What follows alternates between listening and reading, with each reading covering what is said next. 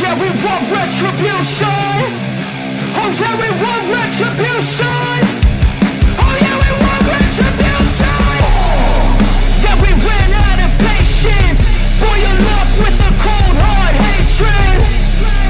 I can feel the vibration. Feet in the streets, it's a new sensation. I wanna break faces on the pavement. I wanna make greatness look complacent. Adrenaline awakened, I can taste it. We can make an impact, grab and then take it. Like a disease, bring them to their knees. Thanks for their disease. Just like the wind.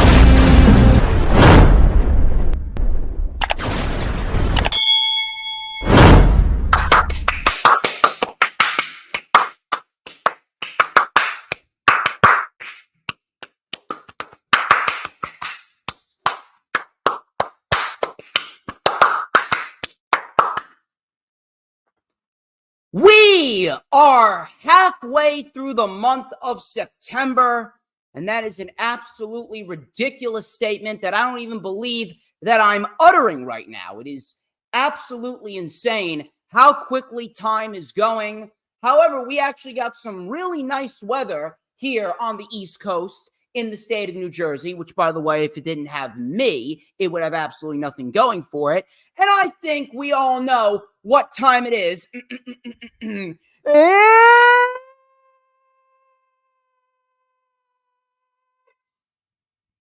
Saturday! You know what that means.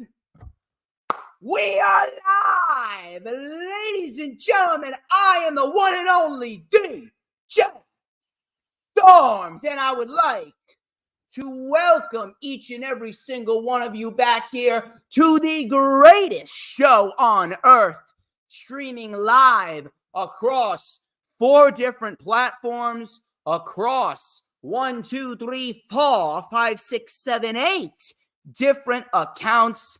And we got ourselves a large show, a huge, yes, I know, my mic is cutting off. I know, my mic is cutting off. Let me fix myself up over here. What do we got over here? I don't know why my mic keeps on cutting off. How is that? Is it okay now? Or am I just too loud? Pitch was so high the mic didn't pick up. It's ridiculous. Why? I was having no issues with this before. Now I'm having issues with it.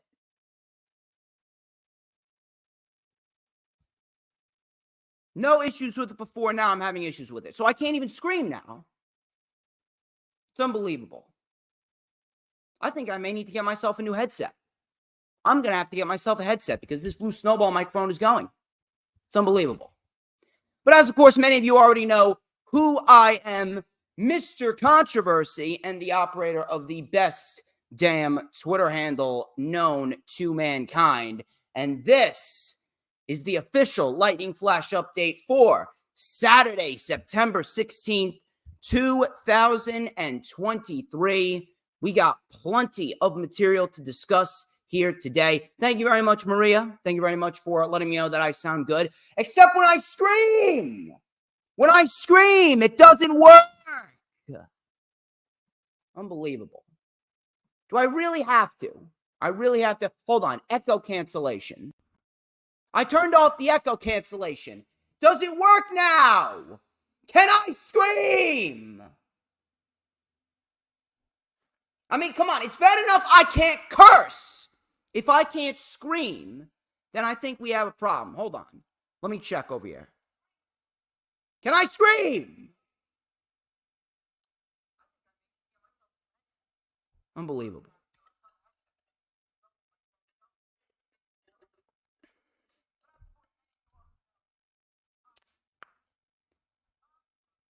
There we go. I'm looking at myself right now. Hello!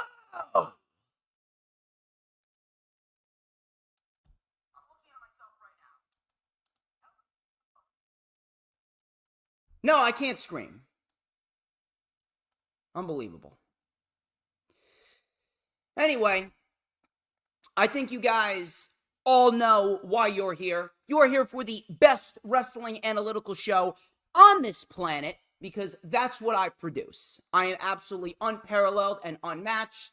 And as of course, we got plenty of good material to talk about here today on the Lightning Flash Update, including multiple sources confirming that Bryan Danielson will be stepping away from pro wrestling in a full-time aspect. Zilla Fatu, Umaga's son, and Reality of Wrestling, which is Booker T's promotion, has parted ways. We're going to talk about the Pro Wrestling Illustrated Top 500 list and who's at the top. Vince McMahon is back making full-time decisions. The UFC WWE merger has been finalized as of this Tuesday. And Matt Riddle gets himself into hot water as he was apparently intoxicated while at the airport. He was intoxicated while at the airport, and he cried sexual assault, saying he was sexually assaulted by a police officer, when in reality he was under the influence, I'm not sure of what, probably of alcohol. And we are going to discuss that. We're going to discuss Raw, SmackDown, Rampage, and Dynamite, and the happenings that took place on WWE television this week, and how terrible WWE TV is looking going into the future. I don't like it. I don't like it at all. I do not like it whatsoever. But regardless, as per usual, follow me on X and follow me on Instagram at HistoryMakerDJS. Once again, that is at HistoryMakerDJS, both on X and Instagram. You can add me on my personal Facebook for collaborations and business inquiries. Please send me an email. My email is, of course, StormsTakeOver@gmail.com. Please make sure that you like the official DJ Storms business page, and I may just send you an invite to join the official DJ Storms posse group on Facebook. That is, all of those links are in the description, as well as the links to my girl Brittany K's social medias. Brittany K is a wonderful woman. She's a big supporter of the channel, and I'm very, very happy to call her a friend of mine. Brittany K does beautifully crafted designs and drawings from scratch on her iPad of professional wrestlers. She also does X-Avies and banners, so please go and check her out. You would not be disappointed with her work. Go show her some love. Her X account is BrittanyK5150, while her Instagram account is Brittany K Designs. Shout out to Jay Aletto and PWP Nation. We are live on the PWP Nation Facebook page as we speak, and we got a nice wide outreach. PWP Nation is the #1 Facebook page for all of your pro wrestling news, rumors, reports, and opinions, just like I am the #1 wrestling analyst on this planet. Of course, be sure to go and check out the PWP Nation website, pwpnation.com, and of course, go and follow and like the Facebook page, which we are live on right now. And if you guys are watching on that Facebook page, you better be hitting the like button on the Facebook page as of right now. Share out the stream on all platforms, social media. Same thing if you're watching on the Hardcore Sports Twitch, the Hardcore Sports YouTube, my YouTube, Hardcore Sports X account, or my X account. We got a nice wide outreach, and we want to get as many people in here as possible. So share the stream out on social media, whether it be Facebook, Pinterest, Snapchat, TikTok, whatever social media platforms that you may be using. It's very, very vital that you get it out there, because when you get it out there, that way, more people will know DJ Storms is live. And when DJ Storms comes around, everyone's lives become better. I just make people's lives better. That's just a known fact of life. Of course, be sure, if you're watching on the YouTube channel, to hit that subscribe button, whether it be on my channel or the Hardcore Sports YouTube channel. And, of course, be sure to hit that notifications bell with a huge coup de grace, because that way you are going to know whenever I pop up on YouTube. Because whenever I pop up on YouTube, oh, baby, it is the absolute best time to be on YouTube, because the only time that you can get to see this glorious sideburn chin strap combination, this beautiful mustache right here, You know what's coming up next, because I gotta break out this beautifully crafted magical ace black comb, and we're gonna light it up right here on the LFU with a little and a dash of and a whole lot of because like a freshly made Italian sub straight out of the supermarket, I am just so good. Everybody wants a piece of the Storm's Meister. Let me go take a sip of my ice water right over here.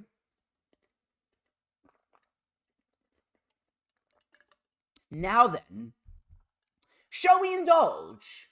Shall we indulge, my friends? Let us indulge in the news, rumors, and reports, shall we? My first report, Zillafatu, the son of the late, great Umaga, and Reality of Wrestling, have parted ways due to irreconcilable differences. Now, I'm not really sure what this means. I'm not sure what he did. Obviously, Zillafatu actually has a criminal record. Not really sure what is going on in his personal life, and to be quite honest with you, it is not my business. It is not my business, so I am not going to go out of my way to try and figure out what exactly is going on. We are just going to leave it at that. However, Zillafatu and Reality of Wrestling, they are no longer working. They are no longer in a partnership together. Not really sure where Zillafatu is going to go, but I know that there's some people throwing it around in the community that he could end up showing up on WWE television and he could end up being a member of the Bloodline. Now, I don't really see how that is necessary at this point, because we already have an individual that is the perfect modern-day representation of Umaga, and his name is Solo Sikoa.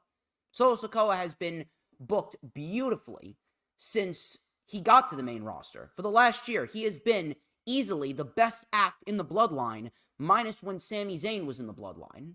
So at the end of the day, why do we need Zillafatu? Unless Solo Sikoa is going to get kicked out of the Bloodline, and unless we will see Solo Sikoa rebel against Roman, and Roman may have to find a new individual to stand toe-to-toe with him. I don't know. It's definitely something that I'm going to keep my eye on, but Zillafatu, I'd like to hope that this isn't a case where he is being a spoiled brat. I'd like to hope that he has not gotten himself in trouble with the law again. I really do like to hope that he is doing okay and he does have a future with the WWE, because he could be a really, really, really nice asset to the company as a whole. And if they want to insert him into this Bloodline storyline, that could actually make the whole Bloodline storyline that much more interesting. Because right now, the Bloodline storyline is dead. Although, I'm not sure how they're going to rejuvenate it. I'm not sure how they're going to replenish it. But as we speak right now, I do not care for the Bloodline storyline. The Bloodline storyline's dead. Dead in the water. But Zillafatu and Reality of Wrestling, they are no longer in a working partnership. Bryan Danielson, he stated on Collision last week that this year will be his last year as a full-time professional wrestler, and that being because we will indeed see his daughter turn 7.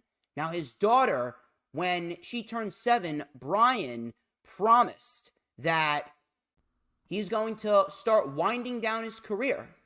Bryan's going to start winding down his career when his daughter turns 7, and right now, she is 6.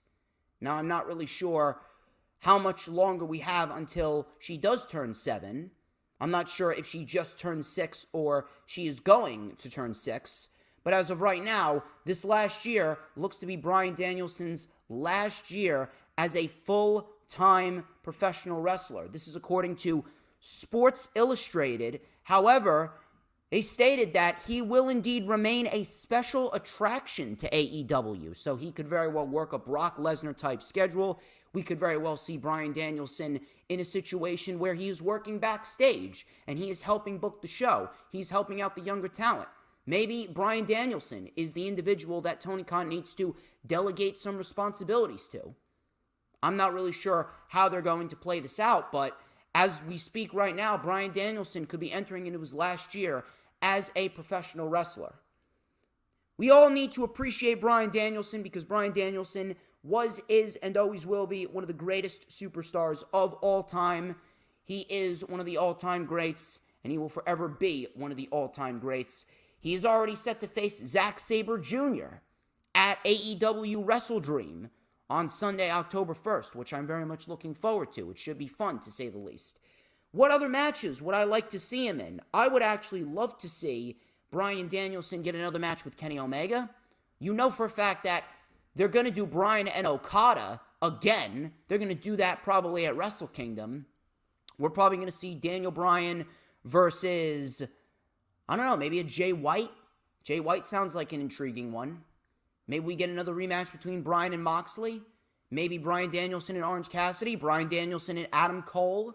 Bryan Danielson and Will Ospreay.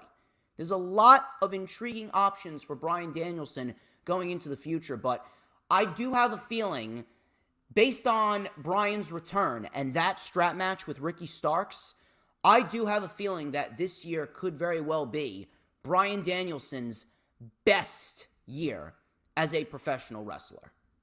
And at the end of the day, Bryan Danielson's a perfect individual to replace CM Punk on Collision. They don't need CM Punk. They don't need CM Punk whatsoever. And Jade Cargill, she's leaving too.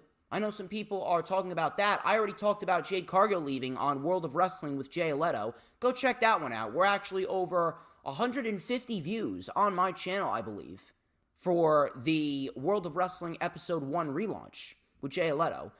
Jade Cargill leaving could actually end up being a great thing for both her, AEW, and WWE. So if you're interested in seeing what I have to say about that, go check that out. But Bryan Danielson, I think this is going to be Bryan Danielson's best year as a pro wrestler in All Elite Wrestling. We're going to see some great matches from Bryan Danielson. We already saw Ricky Starks. We're going to get Zack Sabre Jr. We're going to get Kenny Omega one more time. We got to get Kenny Omega one more time. We got to get Will Ospreay one more time. It's got to happen. Better Wrestling Experience. I got a report from Better Wrestling Experience regarding the undisputed WWE Tag Team Championship.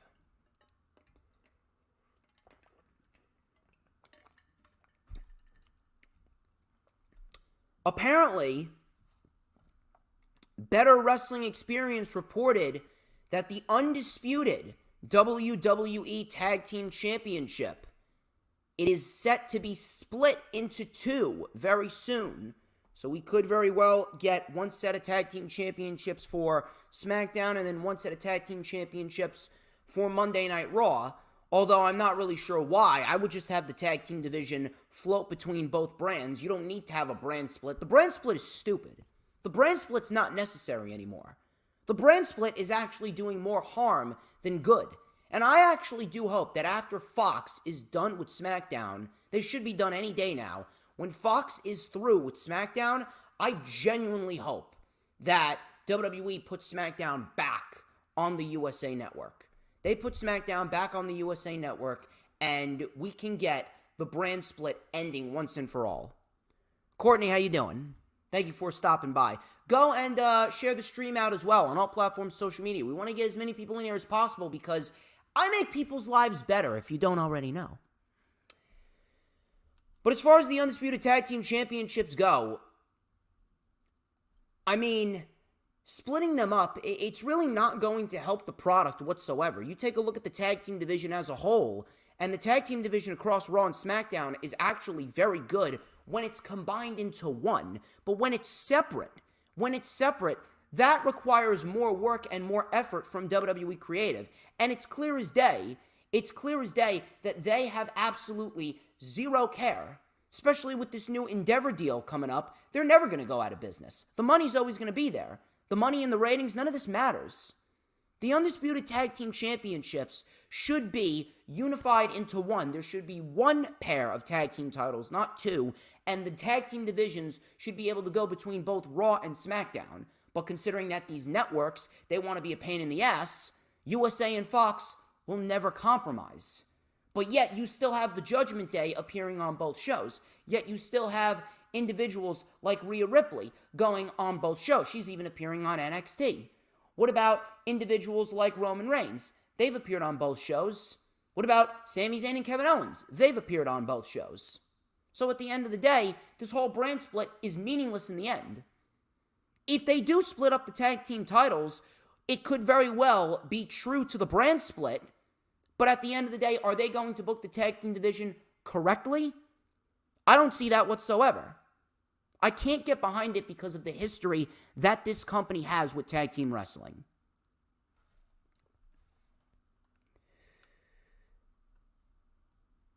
Why is my audio fading?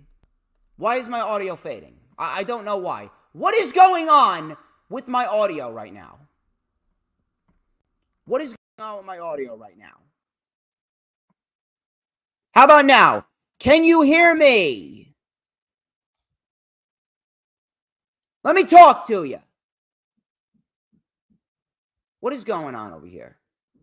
I swear to God. You know what? I need to hear myself right now. I need to hear myself. I'm glad that I actually got my automatic earbuds right now, because I gotta be able to hear myself right now. I gotta be able to hear myself. Can I scream? I'm going to ask that over and over again. Can I scream?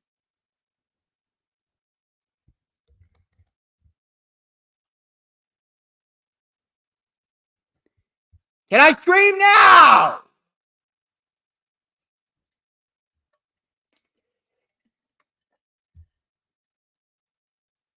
Am I good? I better be good. All right. Where was I? Where was I? Oh, yeah. Tag team title situation. Tag team title situation, it's not going to work out good. It's not going to work out good for anybody. It's not going to work out good for anybody because at the end of the day, if you split the tag team titles, you're going to end up in the same boat that you were in prior to the brand split. And if you combine the tag team titles, you keep them combined, you're going to end up going against the brand split, and it's going to make zero sense whatsoever.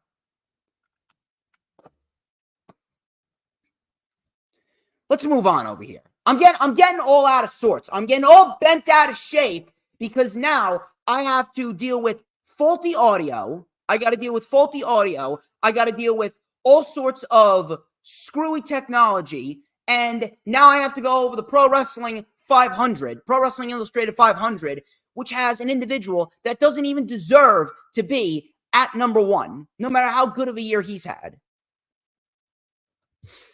Pro Wrestling Illustrated, they came out with their PWI 500 list for the last year between July of 2022 and July of 2023.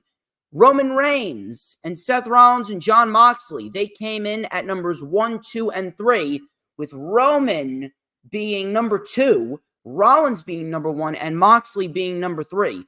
Other wrestlers that were on the top 10 include Gunther, MJF, Josh Alexander, El Hijo del Vikingo, and Orange Cassidy. Now,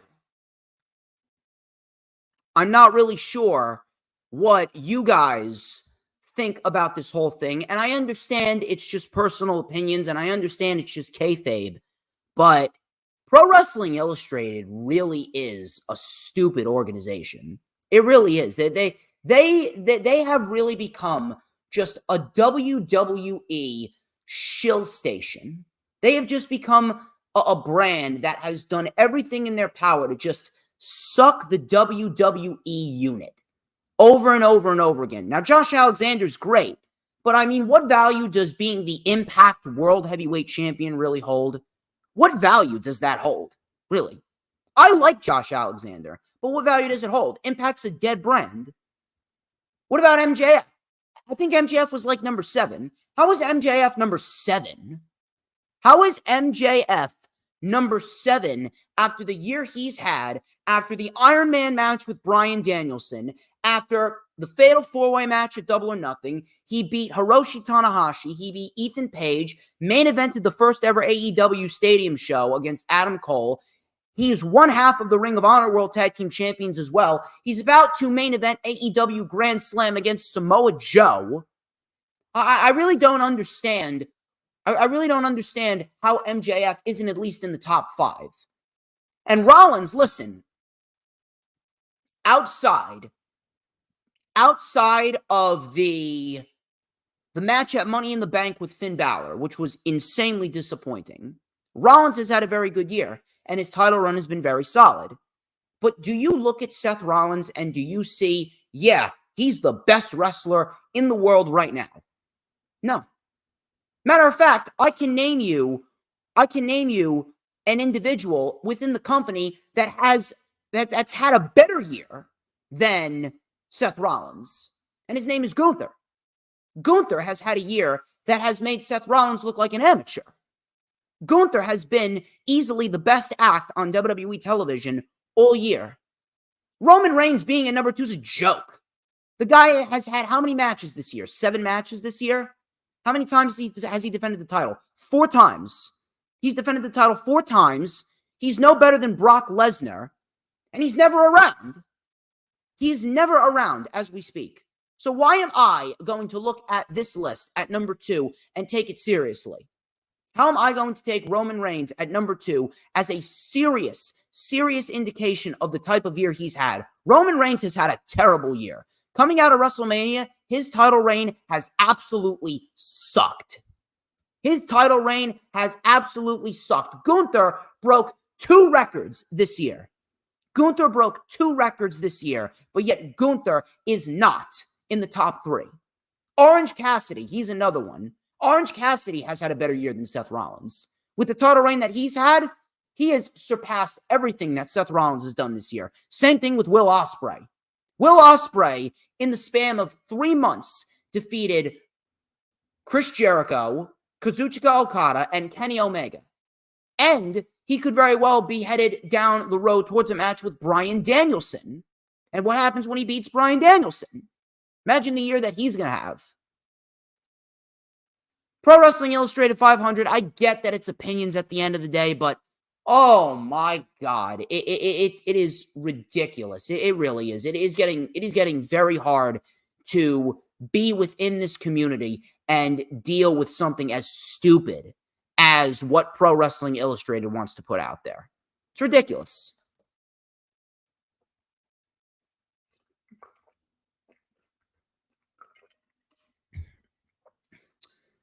My next report concerns everyone's favorite, Vince McMahon. Bruce. I'm going to sell the WWE to UFC, and we're going to be called TKO. Oh my God, I'm going to make so much money, and I'm going to have more power than I've ever had in my entire life, because that's such good shit. Good old Vince. Vince McMahon, according to Fightful, is now back from his spinal surgery, and he is making decisions backstage again. He was actually at the WWE UFC merger when it was finalized on September 12th this week, and the 2 powerhouses now formed TKO. Even crazier, it is now being reported that multiple staff jobs are in danger, because this past Friday, we had WWE releasing over 100 employees, 100 plus employees from a staff perspective. 100 plus employees from a staff perspective. 100 budget cuts were made this weekend, as well as a major talent budget cut from both NXT and the main roster being rumored. The question remains, when will these cuts come into effect? One of the individuals that was cut during this merger was one Dana Warrior. Let me tell you something. When it comes down to what we got going on, we can go back and forth about how it's good for the business, and all the stock's going to go up, and all this money is going to be flowing into their pockets. It's all about the money. At the end of the day, none of that matters. I don't waste my time talking about that because at the end of the day, money and ratings and stocks and viewers, none of this matters. Because at the end of the day, the money and the viewers and the stock and all of this financial success, it's always going to be there for WWE. That's what people don't seem to understand. None of this matters, and no one should be talking about this because everything that you are talking about, it's not going anywhere. WWE's not going out of business. AEW's not going out of business. None of these companies are going out of business. Ring of Honor went out of business because of poor management, and they did not have the proper promotion. But WWE and AEW, they both have very good management from business standpoints, and they both have very, very, very good promotion. At the end of the day, it's not about this because the money will always be there. WWE has manipulated themselves into a system where they don't have to do anything. They don't have to do anything but show up. It's like gym class. You show up and you pass. With WWE, all you need to do is show up and automatically they're going to make money. Like with Saudi Arabia, like with Monday Night Raw on the USA Network, with SmackDown, all they need to do is show up. It doesn't matter if the shows are good or not. All they do is show up and they get paid. This sale was never about a sale. It was never about making the most of the company that they have. It was never about gaining money. It was about Vince McMahon gaining power. Vince McMahon strategically sold the company to Endeavor and Ari Emanuel, whom he's known for 2 decades. Ari Emanuel has been in bed with Vince McMahon for how long? He even said that he wasn't going to allow Vince to go quietly into the night. He was never going to allow Vince to retire. It was never about money. It was never about capitalizing on a sale. It was all about Vince regaining power. Matter of fact, he may very well be more powerful than he's ever been.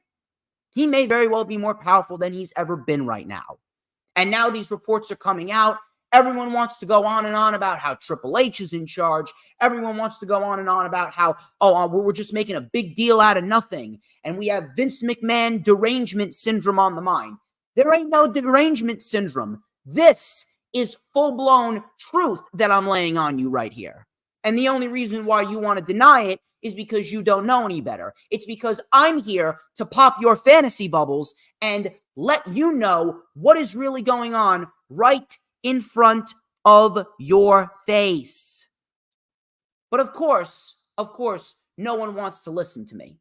Nobody wants to listen to me because they think that they don't know any better. They think that they don't know any better. They think that, he's just a mark. He's just a smart mark. He doesn't know the business. He's dense. I'm dense. No. Everything I speak here is facts. If you don't like it, that's not my problem. Everything I say here is cold, hard truth. I wouldn't be saying what I'm saying if what I was saying was false. See, unlike others in this community, I actually know what I'm talking about, unlike Raj Giri. Raj Giri, he wanted to be smart. This guy never knows when to shut up. This guy always wants to make everything about WWE, and he wants to make everything about WWE gaining all these viewers and all these money. He's a closet WWE dick rider. Listen here, Raj. I know that you may be conditioned to think that the women don't love DJ Storms, but if you're interested in what women really think of me, why don't you go ask your mother? Because we had a hell of a time last night. Your mother and I had a hell of a time last night. And by the way, Raj, you look like you shouldn't be within 500 feet of a school, so you should not be talking, okay? You are a closet alcoholic. Anyway, I'm going after Raj Giri right here. Screw him. He ain't nothing. He can't hold my jockstrap. Vince McMahon. At the end of the day, there's only one thing that matters. One thing that matters to us, and one thing that should matter to us is the quality of the television product.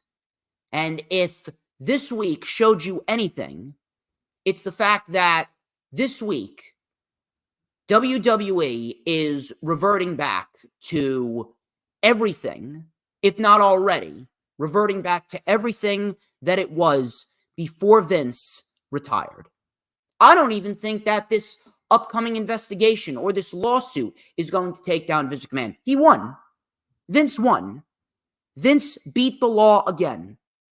Vince is a sexual predator, and he got away with it. Sad. It really is sad.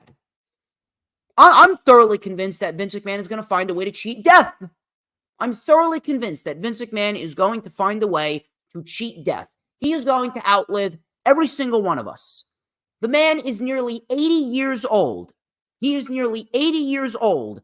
I am going to be 25 in April, and I thoroughly believe that I'm going to pass away before he passes away.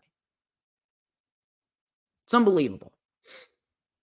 I think it's time that everyone starts listening to the 24-year-old kid from New Jersey. Because at the end of the day, I am the smartest man in this community, bar none. Things are going to get very, very bad. If not already. Things are going to get bad.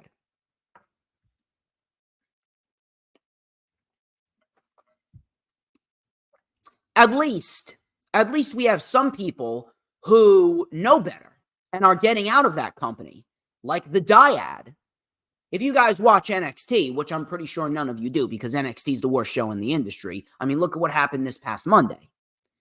NXT is the worst show in the industry. The Dyad, Rip Fowler and Jagger Reed, otherwise known as Zach Gibson, Liverpool's #1 Zach Gibson, and James Drake, the grizzled young veterans, they are no longer under contract with WWE. According to Dave Meltzer of Wrestling Observer Radio, the Dyad, Rip Fowler and Jagger Reed, are officially gone from the company. Their contracts are up, and they are now free agents with no non-compete clause. This is a great thing. This is a great thing because now we're going to see what they should have been doing in WWE. Now we're going to see just how great they really are. Now we are going to see how great the Dyad really are. The grizzled young veterans hopefully will make a return, and we will see exactly what WWE failed to capitalize on. And you put them in a terrible, terrible faction known as Schism. I'll tell you who else is not under contract. Elias. According to Better Wrestling Experience, Elias isn't under contract with the WWE anymore either. I can see that people are already getting out of there. People are already getting out of there because they realize what they are in store for. If anything, I would not be shocked if someone like a Shinsuke Nakamura gets cut. I wouldn't even be shocked if someone like a Seth Rollins were to get cut.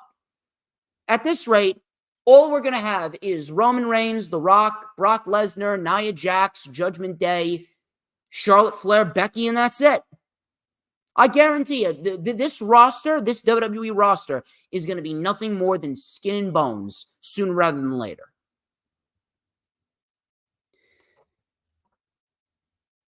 SmackDown. SmackDown is not going to be renewed by Fox. Fox might not renew SmackDown because apparently, according to a financial analyst, I believe, I can't remember who it was from, not that long ago, a financial analyst, he actually estimated SmackDown and if they are operating in a profit or a loss. And apparently, SmackDown is a huge loss on Fox News' part. They're paying all of these millions for SmackDown per year, but yet it's not returning the favor. They're actually operating in a near $100 million loss with SmackDown. So apparently, Fox might not be renewing SmackDown's TV negotiation rights. And to be quite honest, I don't blame them because SmackDown sucks. Sportskeeda, however, they reported that Amazon and Disney are actually two companies that are in top contention for SmackDown TV negotiation rights. Now, I've stated this numerous amounts of times. I don't care. I really do not care what goes on. I really don't care what goes on. I really don't care if it's Disney, if it's Amazon, if it's Fox. The only thing that I want when it comes to WWE programming is a good show. I don't care if McDonald's picked up SmackDown and we host SmackDown from a McDonald's in the middle of Chicago, which is a dump. I don't care who buys these TV rights negotiation. There's only one thing that I want. The only thing that I want is a good wrestling show. But at the end of the day, when it comes to WWE, it doesn't matter where they're on. It doesn't matter whether they're on Disney, whether they're on Amazon, whether they're on Fox, whether they're on USA. It doesn't matter. It doesn't matter because they do not put effort into anything. They don't care. So it's the same thing, whether it be Disney, Amazon, Fox, Endeavor, McDonald's, whatever it may be. It's the same thing. I guarantee you that when we go to Disney, if Disney buys it, we're going to see Mickey Mouse challenging Roman Reigns in the main event of WrestleMania. Hi, everybody. It's me, Mickey Mouse. Hey, Roman, you want to come inside my clubhouse? Miska, Mooska, Mickey Mouse. I guarantee it. I guarantee it.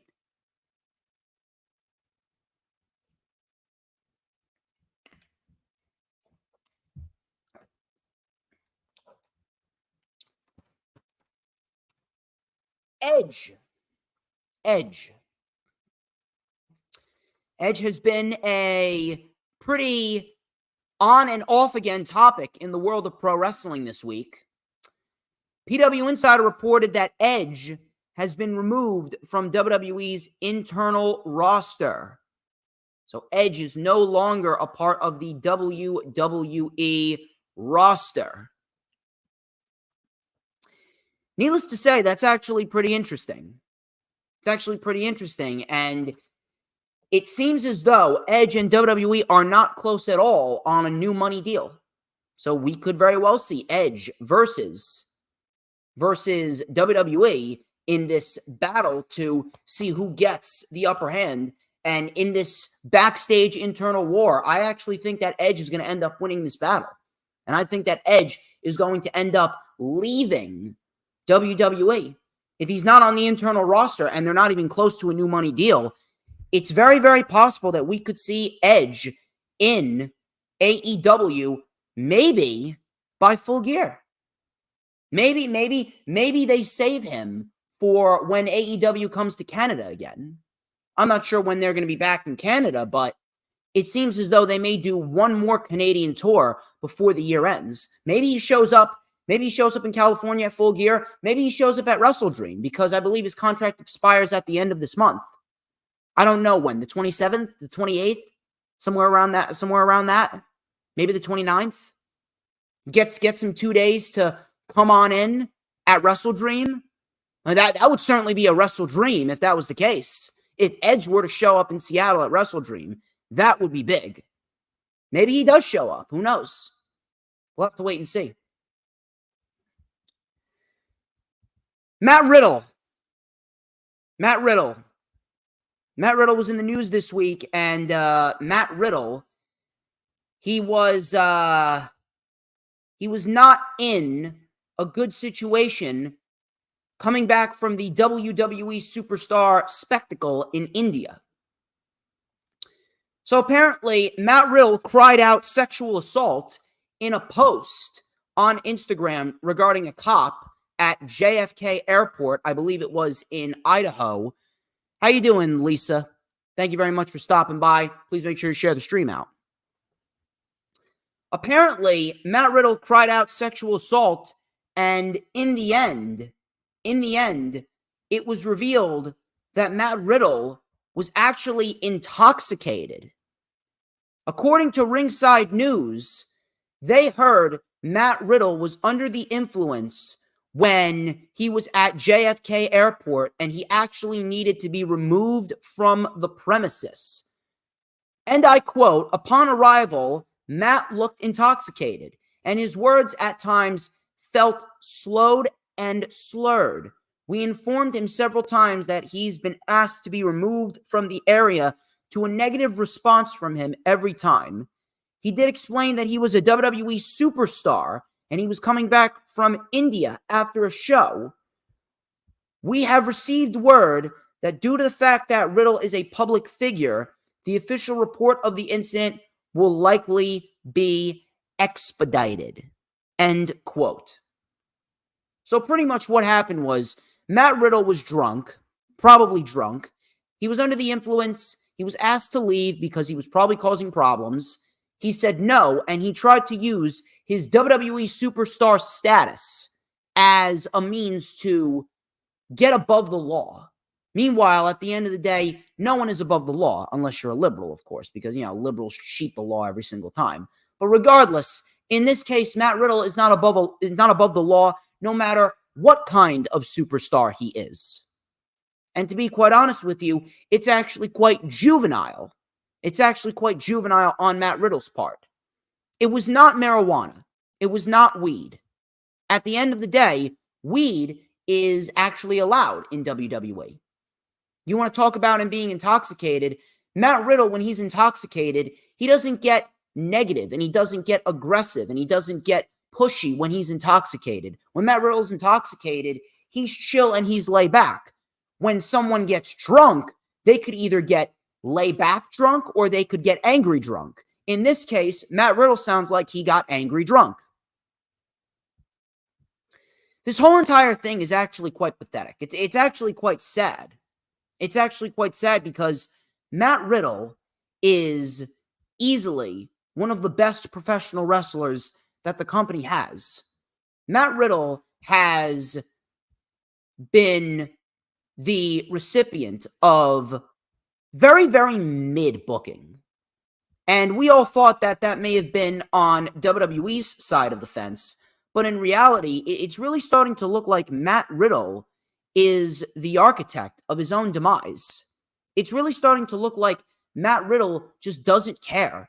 He doesn't care that he's a WWE superstar. It's almost reminding me of John Belushi.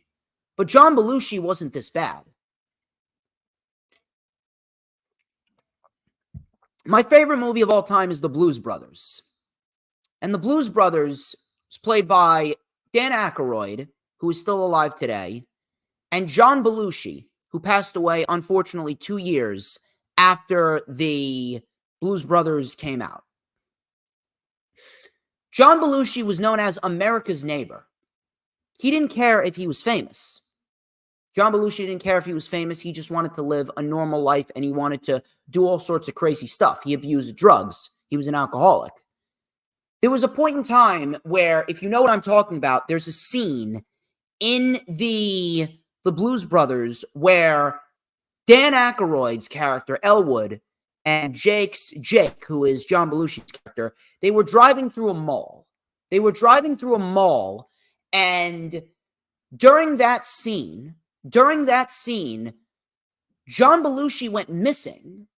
And Dan Aykroyd went to all of the cast and crew members and said, okay, everyone split up and go to every single house within 500 yards or 2 miles of the area. And they found him at some random guy's house. Passed out asleep. He didn't care that he was famous. He walked into the guy's house, started talking to him, made friends with the guy, and had a couple drinks, and then passed out on the couch while he was filming a movie. He didn't care. That's where Matt Riddle is right now. Except Matt Riddle, it's much, much worse nowadays because everything is in the public spotlight. It's much, much worse nowadays because everything regarding Matt Riddle, it's just so negative. It's just a lot of negative traction. And it's not a good look for him. Do I think he's going to be fired? I don't know. He could end up fired if he's not that careful. But it really does seem like Matt Riddle, he's just going to be stuck in mid-card purgatory. And Matt Riddle, at this point in time, we all know that Matt Riddle is a very good pro wrestler, and he is more than worthy of a world heavyweight title reign. We all know he's worthy of a world heavyweight title reign because of the talent that he possesses. But he is just a very, very bad PR move. It's just a very bad PR look for WWE. Seems like he's always getting himself into trouble. Matt Riddle is easily one of the best professional wrestlers on the planet right now. And the way that he wrestles like a world champion. And on top of that, with the character that he portrays, he is extremely, extremely marketable, especially to children. But Matt Riddle and the way that he portrays himself outside of the ring, the way that he conducts his life, living that party type of rock star life with substance abuse, and he's dating a porn star. He's actually expecting a child with a porn star. He really is his own worst enemy. And it's a sad state because he could very well be stuck in mid-card purgatory for life, or he could very well be fired if he's not careful. Him and Dana White don't really have that good of a relationship. And even though Dana White doesn't have too much power, I do believe that Dana White is probably going to be in Vince McMahon's ear about Matt Riddle.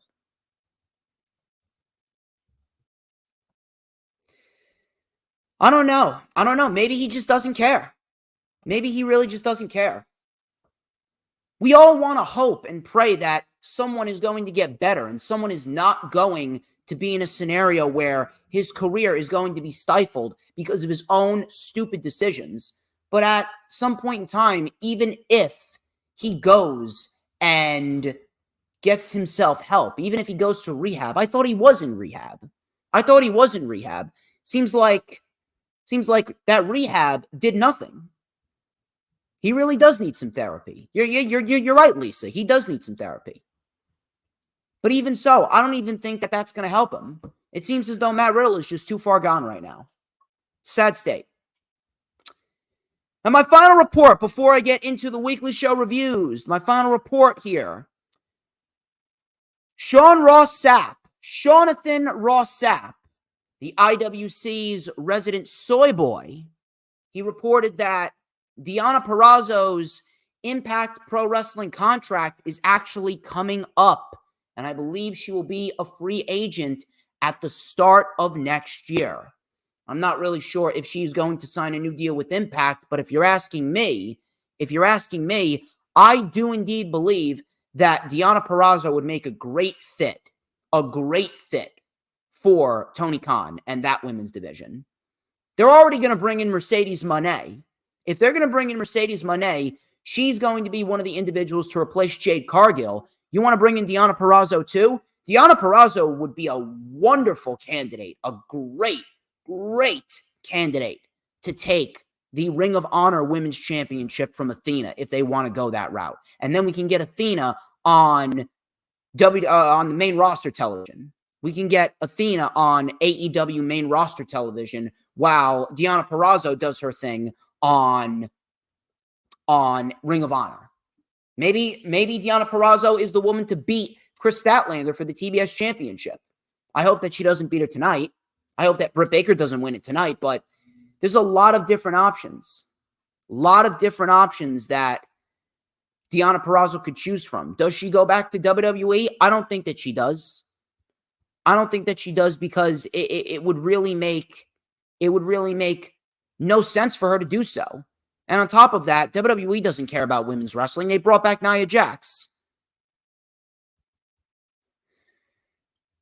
I don't know what's going to happen, but if I'm Deonna Purrazzo, I'm not sticking around with Impact. You're never going to grow with Impact. Impact is a dead brand. You're never really truthfully going to expand your horizon and grow in Impact Wrestling. Wrestling in front of 600 people? They need to go and expand themselves to AEW. AEW is the proper place to expand yourself from a pro wrestling standpoint.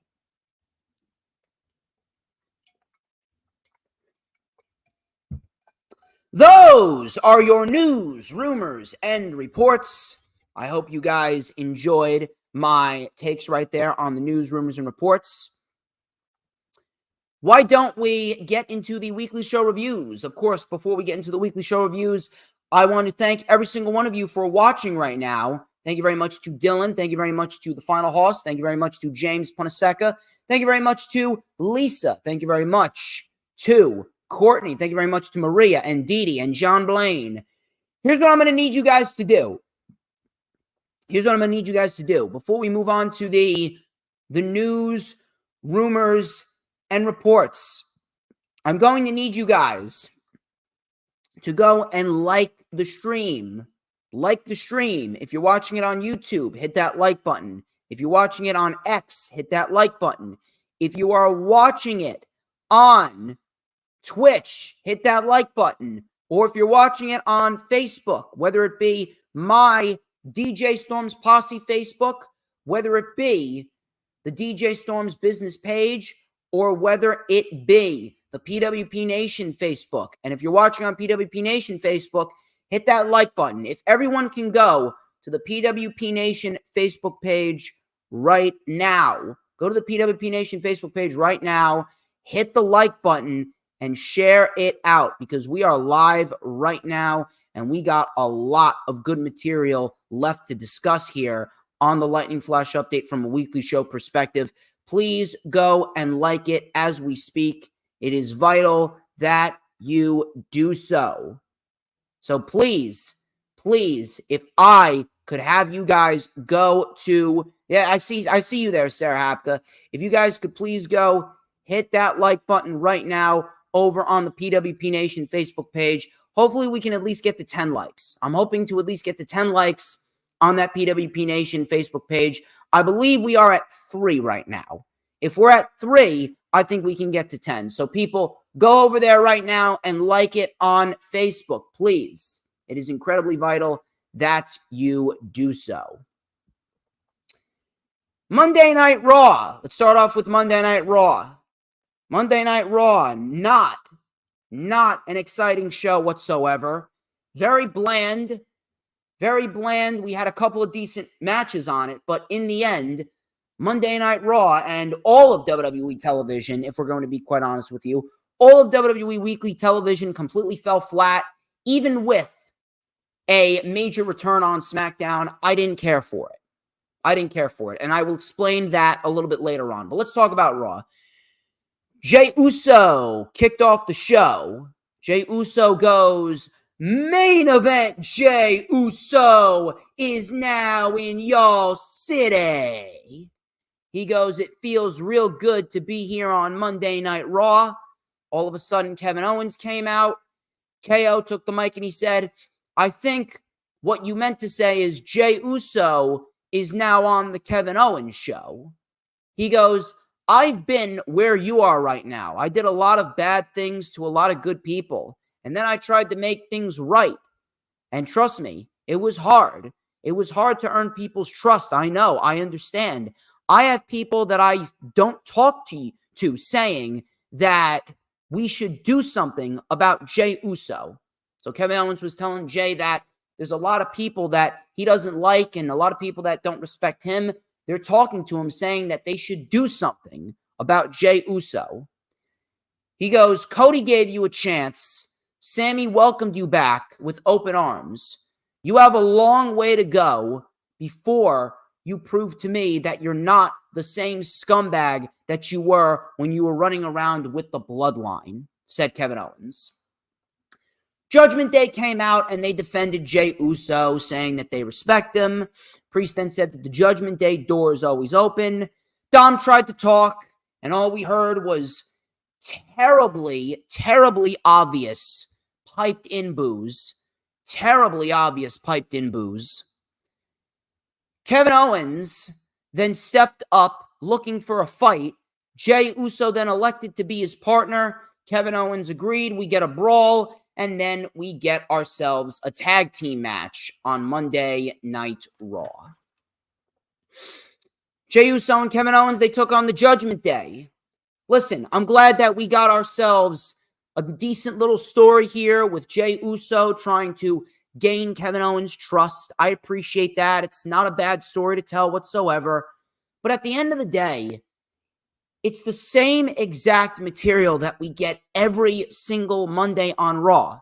It's Judgment Day and Kevin Owens. Judgment Day, Kevin Owens and Sammy. Judgment Day, Kevin Owens and Cody. Judgment Day, Sami Zayn and Seth Rollins. Judgment Day versus Kevin Owens and now Jey Uso. It's the same thing over and over and over again. It's the same exact rotation of matches over and over again. They're just playing ring around the rosy with the talent. Nothing is new. Nothing is exciting. It doesn't matter who they put in there. It's a Judgment Day versus everyone else. The Judgment Day has been so overexposed that I don't even know how to describe it anymore. It's ridiculous. So we get this match. Fine match. It's a fine match. But again, it's the same match every single week. Same match every single week. So why am I going to care? I don't. So in the end here, Jey Uso went to super kick Damian Priest, and he accidentally super kicked Kevin Owens. Then Priest took out Jimmy Uso, and Kevin Owens came. He was pretty much down. Finn Balor came up off the top rope with a coup de grace, and the Judgment Day get the win. The only positive about this match is the fact that the Judgment Day did not lose as tag team champions. Outside of that, I could not give a single damn about this match. Akira Tozawa versus The Miz. This was nothing more than a setup match. A setup match for The Miz to go to SmackDown to fight LA Knight. Miz, he won the match with 3 skull-crushing finales, and that was pretty much that.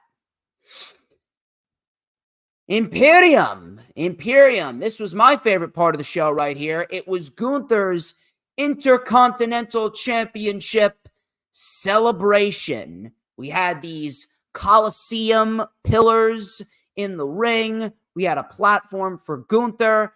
Vinci and Kaiser, they were dressed up in nice suits. And we get Ludwig Kaiser doing his oh-so-famous intro. I'm going to see if I could do it for you right here.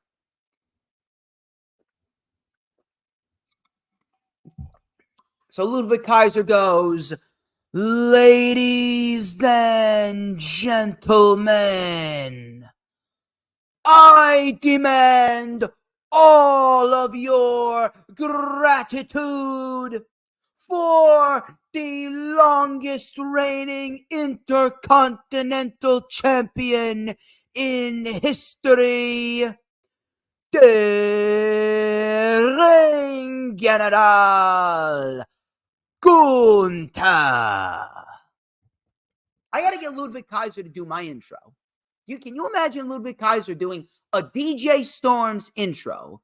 "Ladies and gentlemen, show some gratitude for the ruler of the IWC, the one and only DJ Storms." That'd be good. So Gunther came out, very standard suit. He looked like he was straight out of Men in Black. Gunther stood on the podium, and he talked about relishing in his success and rewriting history. He said that the legends before him contribute absolutely nothing to the Intercontinental Championship. He is only competing against himself. All of a sudden, Chad Gable came out. Shoosh. Thank you. Chad Gable came out. Chad Gable, he talked about their match last week. Gunther then invited Chad Gable to come into the ring.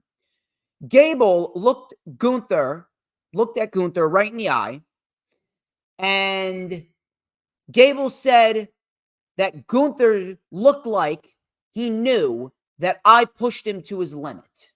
So Gable said he pushed Gunther to his limit.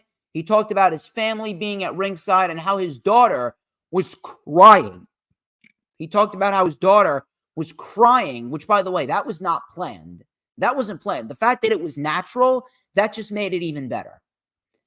So Gunther, this is great right here. So Chad Gable talked about Gunther making his daughter cry. Chad Gable talked about Gunther making his daughter cry, and Gunther was legitimately smiling. Gunther, this asshole, was smiling. I mean, it's great. It's great. It's awesome. Seeing Gunther smile at the fact that he made Chad Gable's daughter cry. It's amazing. So Gunther smiled, and Gable said, "You've lit a fire within me. Understand this. I beat you once, and I'm going to beat you again. I'm getting another opportunity, and this time, I swear to God, I'm winning that championship. And my daughter will walk out with a smile on her face." Gunther then said, "Is that what you want? You want another chance? A chance for what? A chance for your family to see you get beaten? You know what? You did push me to my limit, and you're a fantastic athlete, but you are a disgusting, terrible father," said Gunther. I love it. Gunther is phenomenal. So we get ourselves a brawl. Otis came out with Imperium, and Tommaso Ciampa actually came out to make the save too. And later on in the night, we got ourselves a 6-man tag team match between Imperium, Tommaso Ciampa, and Alpha Academy, which I did not mind whatsoever. From there, we move into Drew McIntyre. Drew McIntyre, he took on Xavier Woods. This was actually a pretty solid match for what it was. Woods and McIntyre went back and forth. Drew McIntyre slung Xavier Woods over the table. Coming back from commercial, Woods with a sunset flip powerbomb. Diving leg drop for a 2. And Drew went for the Claymore, but Woods came in with a super kick. That got a 2. We had a chop from Drew McIntyre. He went for the reverse Alabama slam, but it was countered. We had a senton and a sliding lariat for a 2. Both men then traded blows. We had a Claymore connecting right on the money, and Drew McIntyre beats Xavier Woods in a very solid match. Probably one of the better things on this show. And if you're asking me, I'm going to say, I've said it once, I'll say it again. Xavier Woods is easily the best member out of the New Day. Out of all 3 members of the New Day, Xavier Woods is number 1. Xavier Woods is vastly underrated. Xavier Woods has not gotten the proper treatment and the proper opportunities that he really deserves. And if you're asking me, Xavier Woods needs to break away from the New Day ASAP. Woods needs to break away from the New Day ASAP, and we should have Xavier Woods going off on his own. He would be a great Intercontinental Champion. He would be a great United States Champion. So after that, we go into Cody Rhodes. Cody Rhodes, everybody's favorite, Cody Rhodes. Nothing more than a meme and a theme song. Adrenaline in my soul, every thought out of control. You know, so I think I'm going to revitalize his theme song. His theme song is going to go like this. Ever since the merger of UFC and WWE, his theme song is going to go like this. Adrenaline in my soul, Triple H has no control. Anyone that thinks that's a moron. Vein in my head, it's about to blow. I can't stand this terrible show. Someone put me out of my misery. Oh!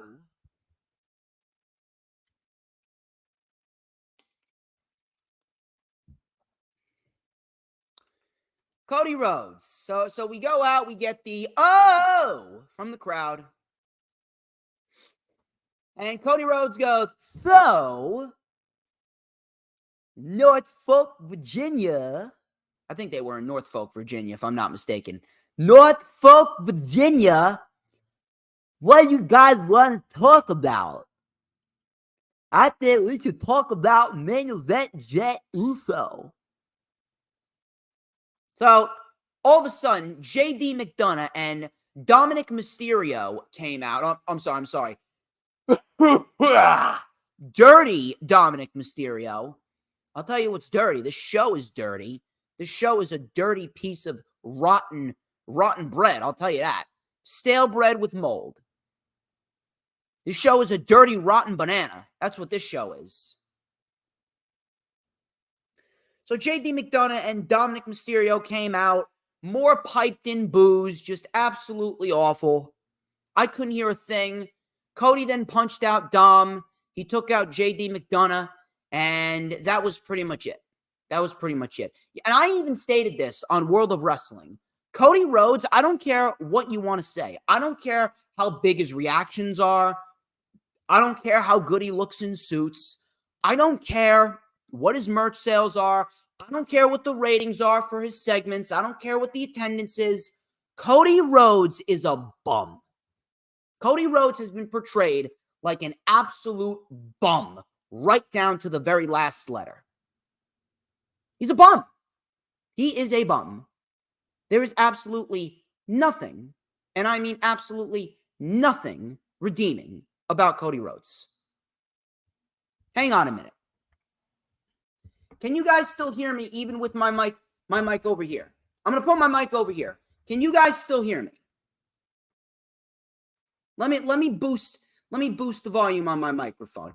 I got to hear myself. Let me do this. I'm doing this live on camera right now. Let me pop in my earbuds. There you go. Pop in my earbuds. I'm experimenting right here. Can you guys hear me? I think you guys can hear me. All right, so let me see what I could do here. Let me try Cody's theme song. Adrenaline in my soul. Oh!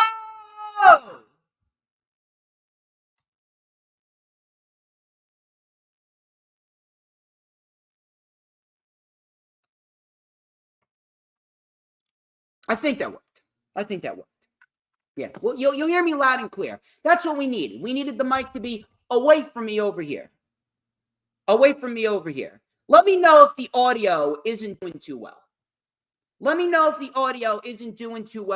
And we'll worry about that later. I think this is better. I think the mic needs to be over here. The mic was too close to me. The mic needs to be here. Anyway, what was I saying? Oh, yeah. Cody Rhodes. Oh! Cody Rhodes. Cody's a bum. Cody is a complete and utter bum.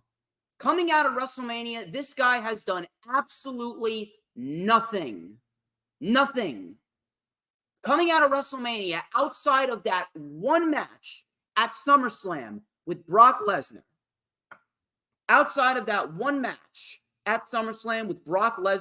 Cody Rhodes has absolutely had no legit sense of direction. None whatsoever. Matter of fact, it's actually quite pathetic if you ask me.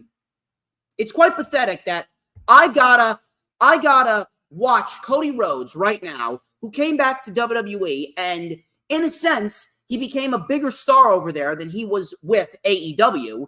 And ever since WrestleMania 39 ended, Cody Rhodes has not had one memorable moment, match, or promo outside of that SummerSlam match with Lesnar.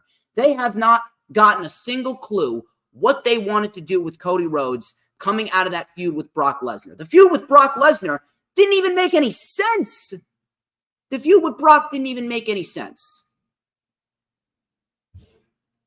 It's sad. It really is sad. And if you're asking me, I genuinely believe, I really do, that Cody's momentum has been stifled, and they haven't done anything with Cody Rhodes because for the last several weeks, they've been working tirelessly to get The Rock back. And now that The Rock is back on television, what do you think is going to happen? I'll tell you what's going to happen. What's going to happen is that Cody is going to be left on the wayside. Cody's never going to finish the story. I'm sick and tired of it. I really am. I'm sick and tired of having to sit here and watch Cody Rhodes, who should really be the world champion right now, flounder in a sea of nothing. Cody Rhodes, after WrestleMania, went into easily what was one of the worst feuds of the entire year with Brock Lesnar. He went into a terrible feud with Brock Lesnar, no rhyme or reason whatsoever. They had two very lackluster matches. They ended up having a very good match at SummerSlam, and then coming out of SummerSlam, they have done nothing with Cody Rhodes except play Ring Around the Rosie tag team and six-man tag team matches with the Judgment Day, Sami Zayn, and Kevin Owens. And now Cody Rhodes is out there. He doesn't even get 2 sentences before he's interrupted by Dominic Mysterio and JD McDonough. And now he's fighting Dominic Mysterio on Raw. Cody Rhodes is a bum. Doesn't matter what his merch sales are, what the ratings are for his segments, what the attendance is. Doesn't matter about his suits, nothing. Cody is a bum, and he has been portrayed like a bum since WrestleMania.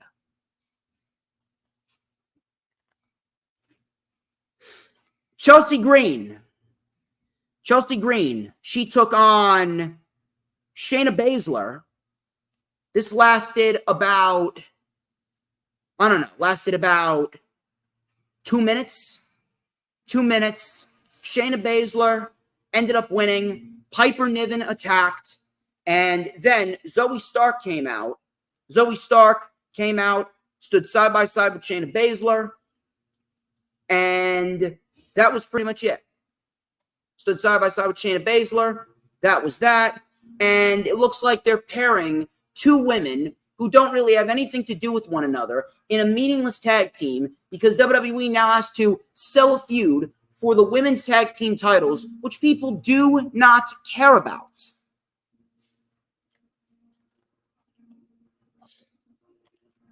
Seth Rollins. Seth Rollins came out to address the crowd. He talked about being a manipulator. I don't even care about the rest of the show, especially after not after what happened in the main event. Talked about being a manipulator and a liar. Rollins then talked about being a father and a fighter, the world heavyweight champion.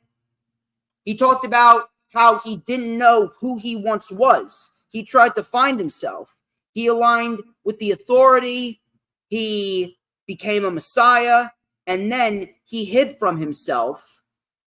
Then he realized he needed to be what you all wanted him to be, and that was himself. He realized that they, the fans, love him because I am Seth freaking Rollins. Rollins says he is here to fight. He is not built to slow down. I need to run free. Rollins then invited Shinsuke to come and play his mind games and challenge Shinsuke to a fight. Rollins waited in the ring as Nakamura's music hit, but he didn't come out. Instead, Nakamura was shown attacking Ricochet in the back. And Rollins was in the ring as Nakamura said, "I'll take your title, Seth, but not tonight." Now, I'd like to hold out hope. I'd really like to hold out hope that considering Ricochet is involved with what Rollins and Nakamura are doing, this is the second week in a row, I believe. This is the second week in a row that Ricochet is involved with Rollins and Nakamura. And more likely than not, he's going to be involved with Rollins and Nakamura next week as well. I believe he's fighting Shinsuke Nakamura next week on Raw, right? So if Ricochet is involved with what is going on, I would really like to hope that they will add Ricochet. You can add Ricochet and we get a triple threat match. It's the perfect storm right there. You add Ricochet, we get a triple threat match, and this entire program will be enhanced from an in-ring perspective. It's simple. It's effective. It's something that I wish would have been done right from the beginning. There's no way that people are going to invest full-time in a Rollins-Nakamura program again after what happened at Payback. Rollins beat Nakamura clean, and there's just no heat with this program. There isn't. So at the end of the day, adding Ricochet will help the program from an in-ring perspective, and it will make for a better match. And then on top of that, Rollins can beat Nakamura at Fastlane in the triple threat match, and then we can build towards Rollins and Ricochet at the Saudi Arabian show. Rollins even said it himself that Ricochet is long overdue for a world title match. So why not? We had Imperium, Gunther, Kaiser, and Vinci. They took on Tommaso Ciampa and the Alpha Academy. This was actually a pretty decent trios match right here. And this match actually had a great ending. This match had a great ending where we had Ciampa holding Gunther down. I think Ciampa had almost like a modified Rings of Saturn on Gunther.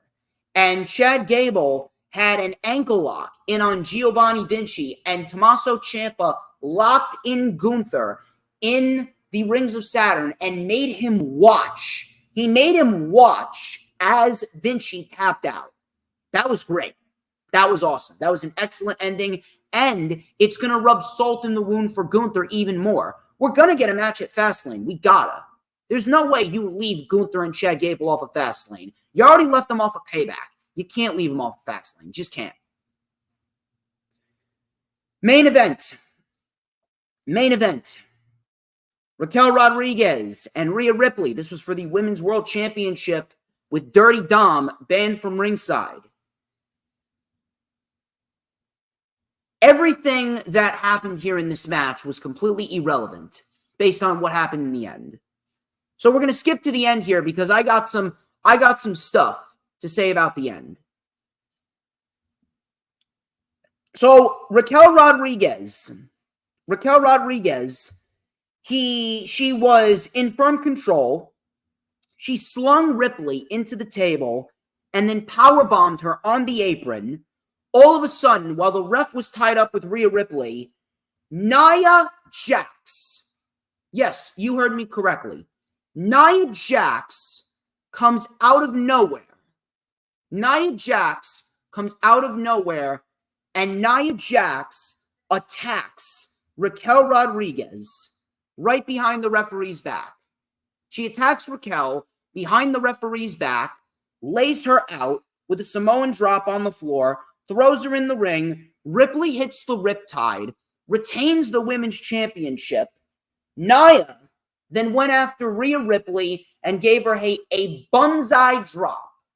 Gave her a bonsai drop in the corner.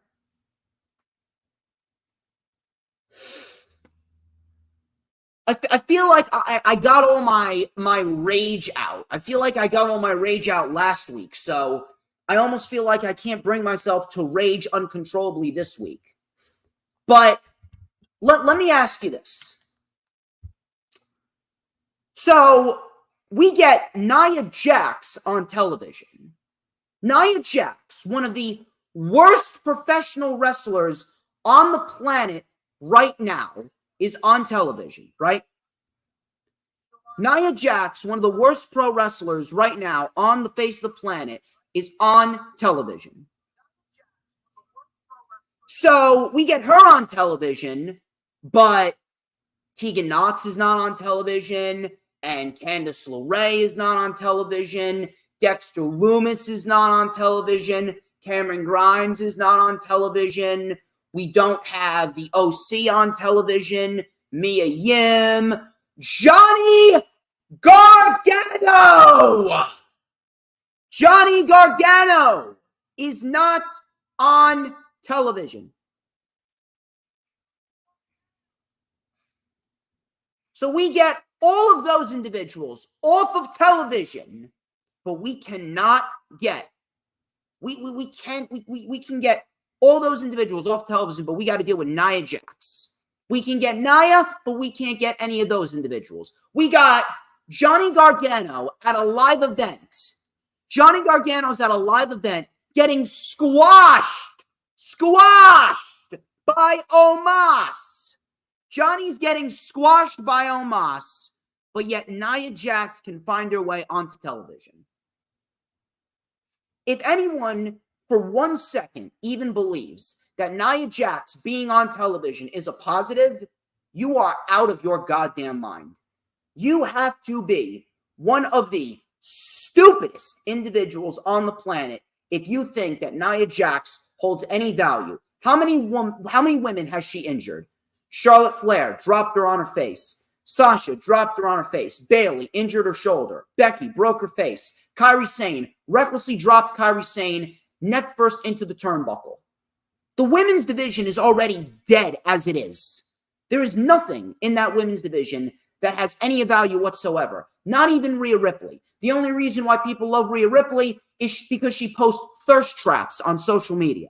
And that is an insult to Rhea Ripley because Rhea Ripley is actually great at what she does. But if you think bringing back Nia Jax will help this division, you are out of your mind. The women's division just went down several pegs. This is a joke. It's honestly a joke. And that wasn't even the worst thing that happened this week. That wasn't even the worst thing that happened this week. On NXT, Becky Lynch beats Tiffany Stratton.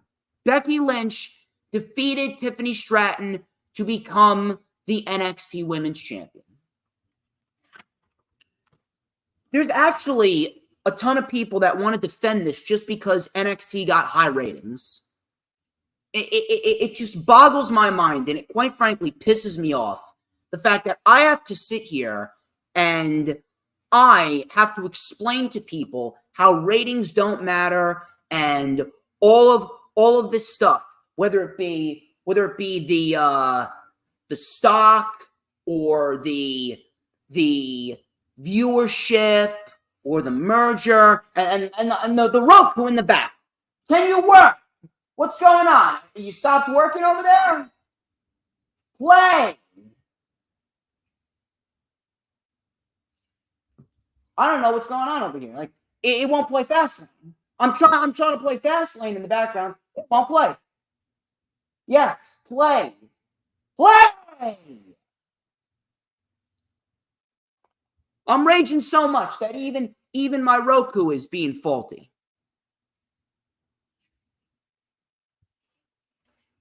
Bully Ray recently came out. And he was talking about how Tiffany Stratton is now more over after the loss to Becky Lynch. And he was talking about how Tiffany Stratton is on her way to being the next Trish Stratus.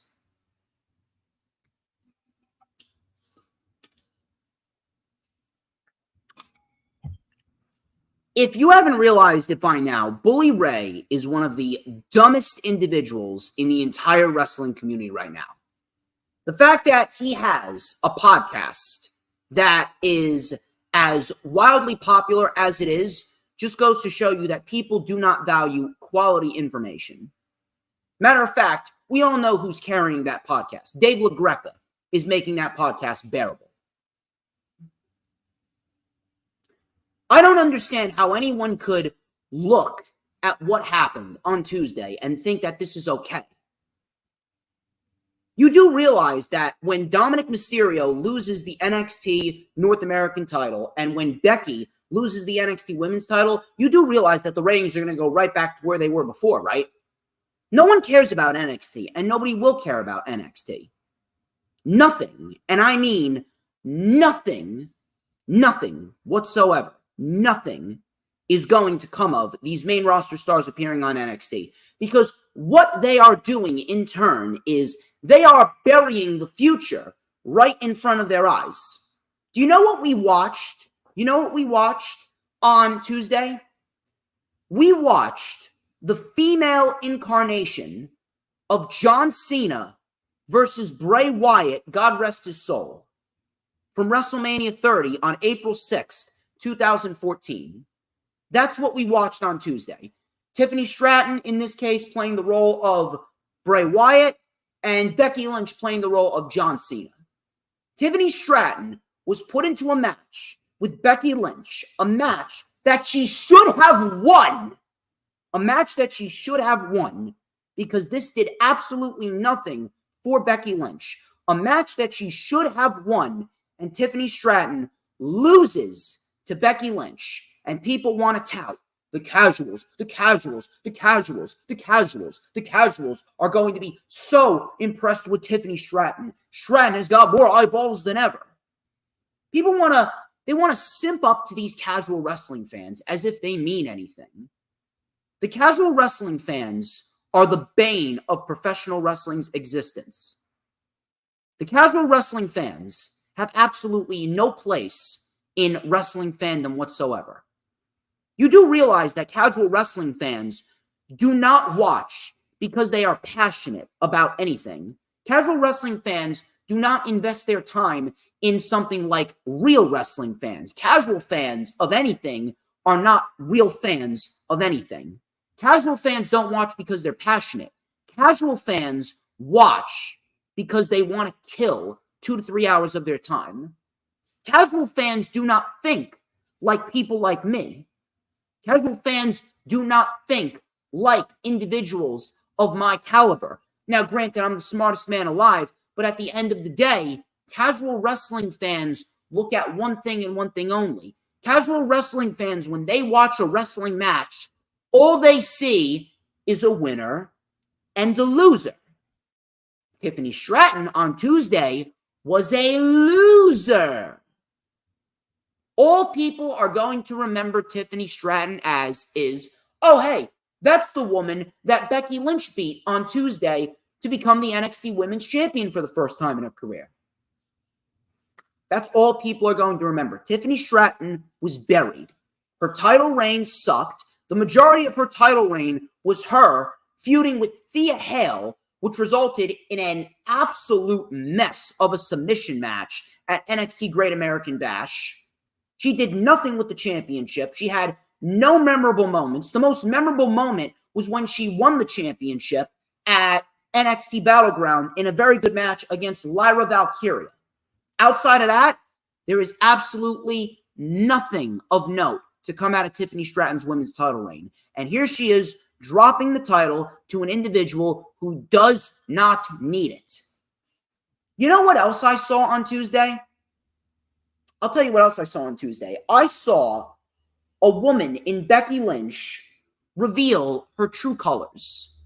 I saw Becky Lynch reveal that she does not care one bit about the division, about the future, and she does not care about professional wrestling as a whole.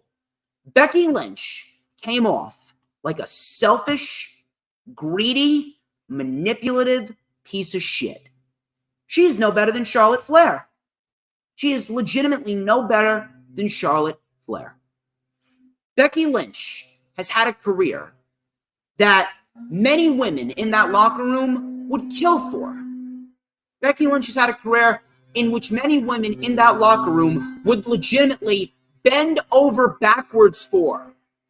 Becky Lynch has had a career off of breaking her face at the hands of Nia Jax. She's won the Royal Rumble, main evented WrestleMania, became the first woman to pin Ronda Rousey in WWE.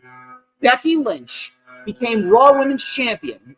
She became SmackDown Women's Champion. She held the Raw Women's Championship for 400 days.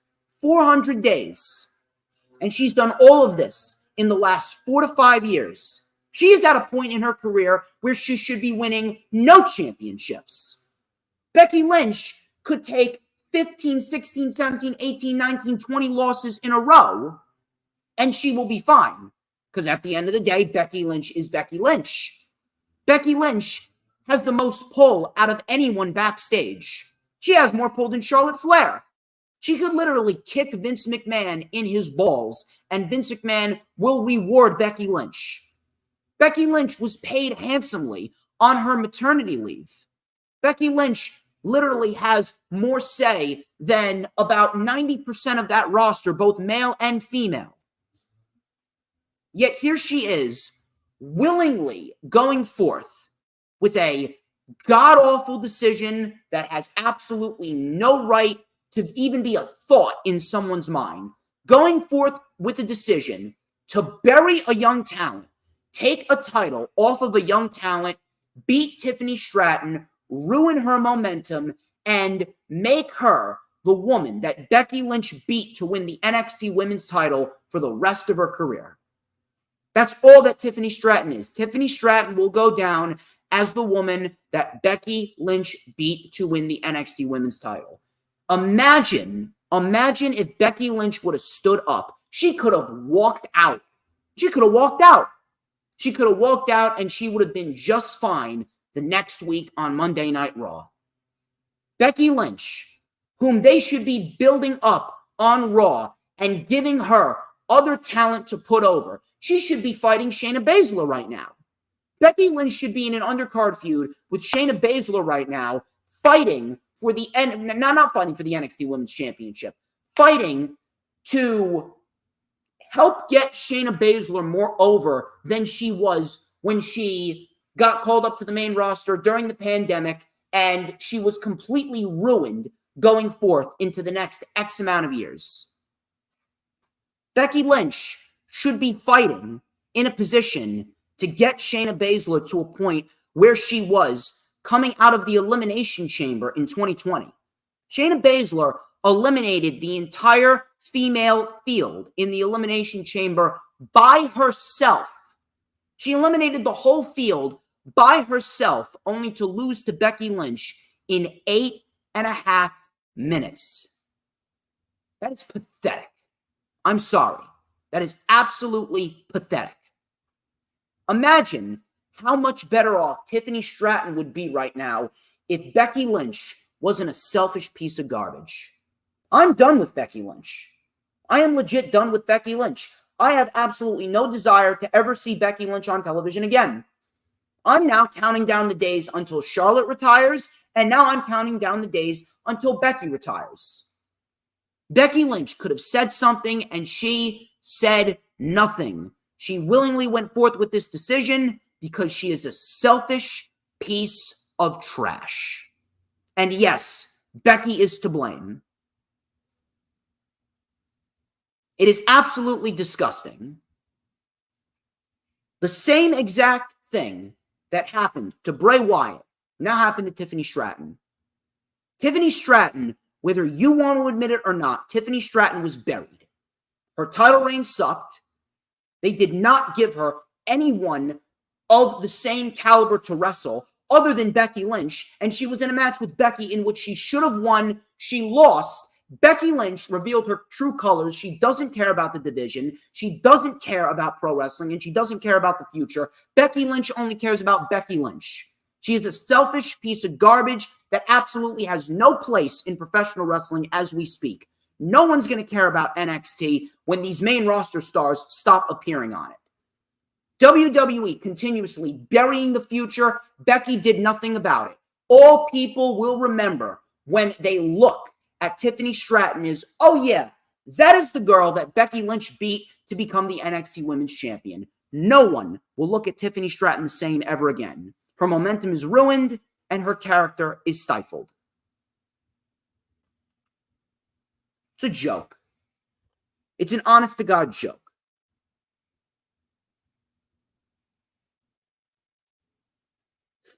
Dynamite this week was actually a semi-decent show. We actually got a solid amount of build towards Dynamite Grand Slam next week. So I'm actually happy about that. So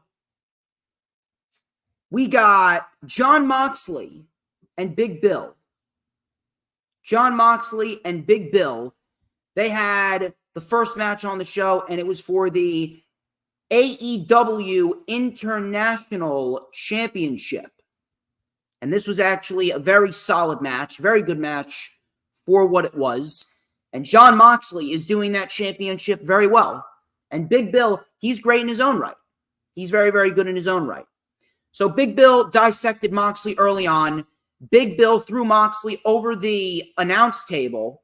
Coming back from commercial, Moxley was bleeding.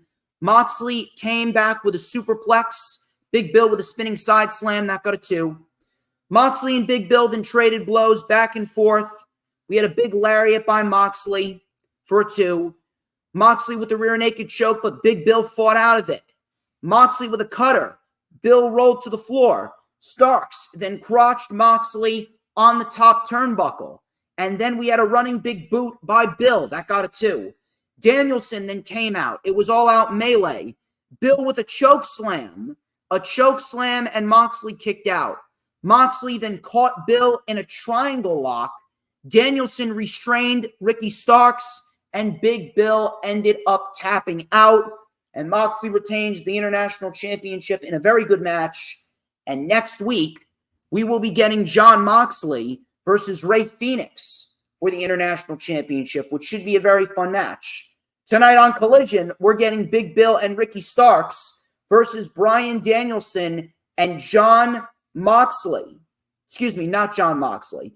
Bryan Danielson and Claudio Castagnoli.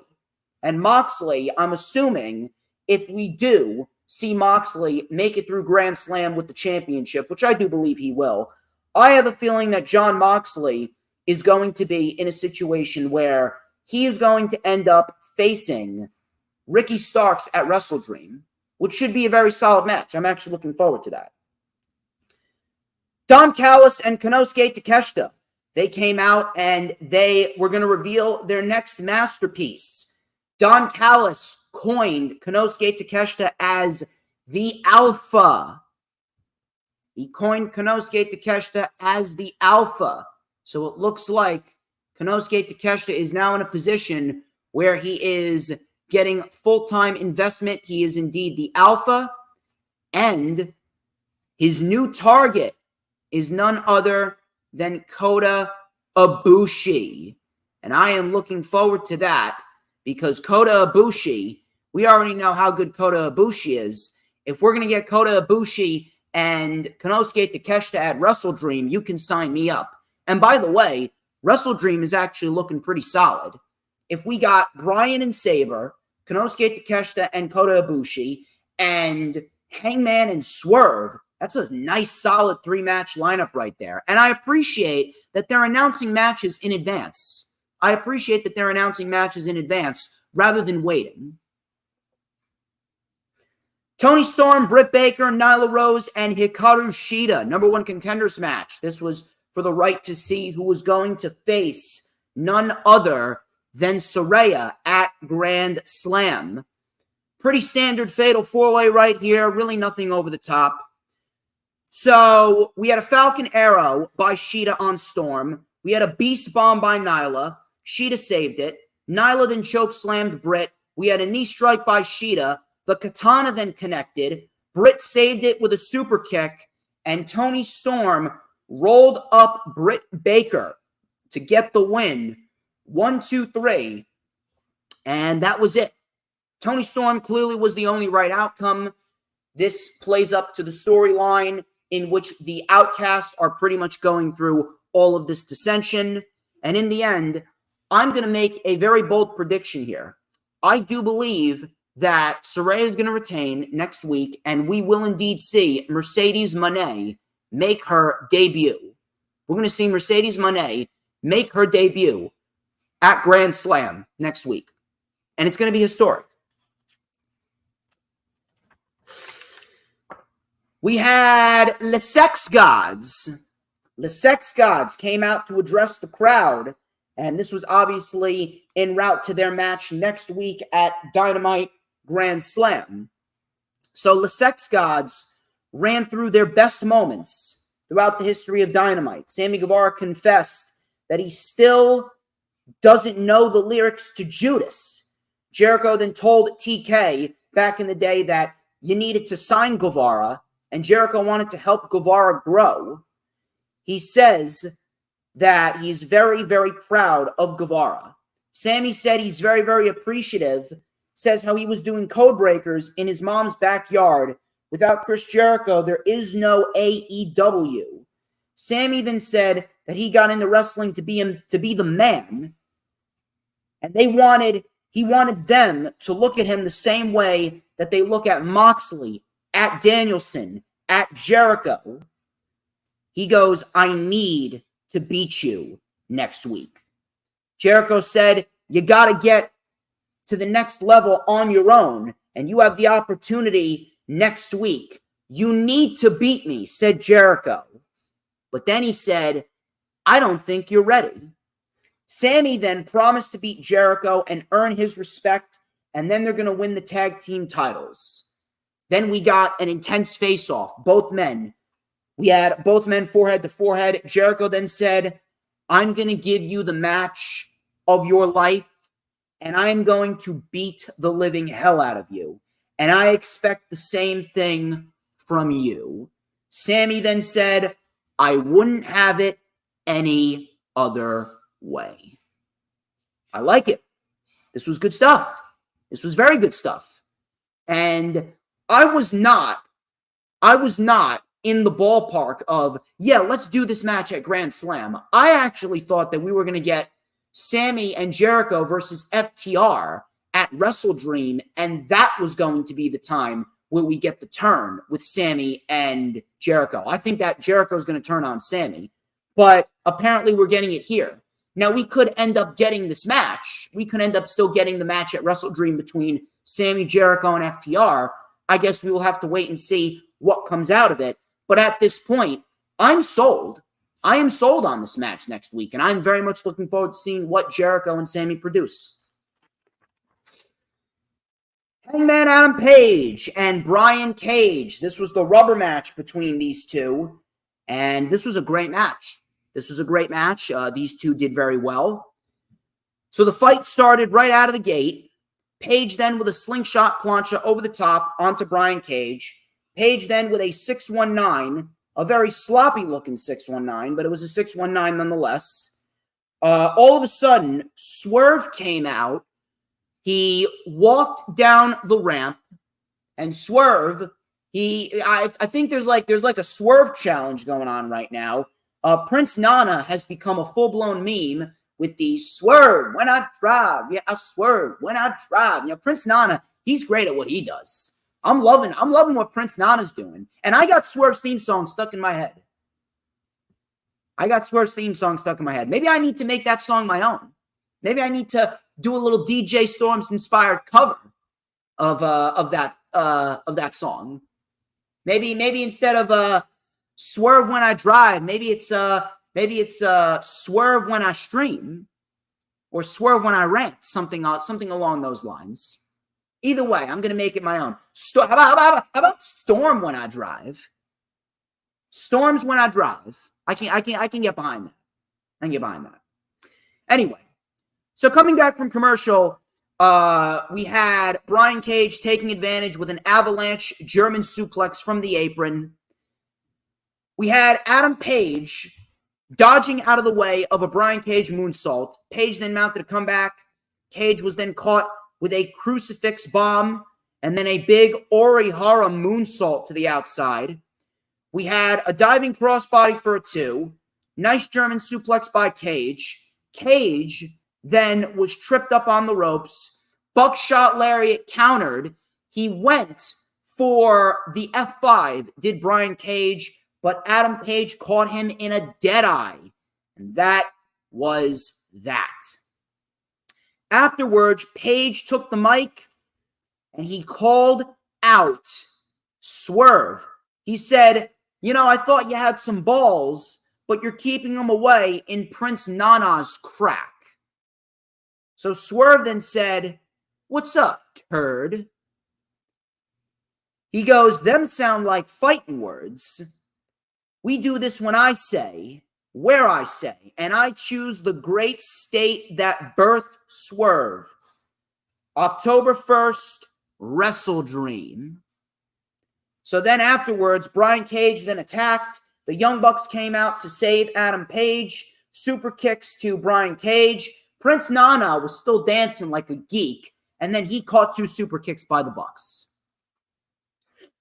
So if you're asking me, I'm actually looking forward to seeing what comes out of this. And if anything, I would not be shocked if Adam Page and the Young Bucks are going to be the individuals that take the the Ring of Honor World Six-Man Tag Team Championships from the Mogul Embassy.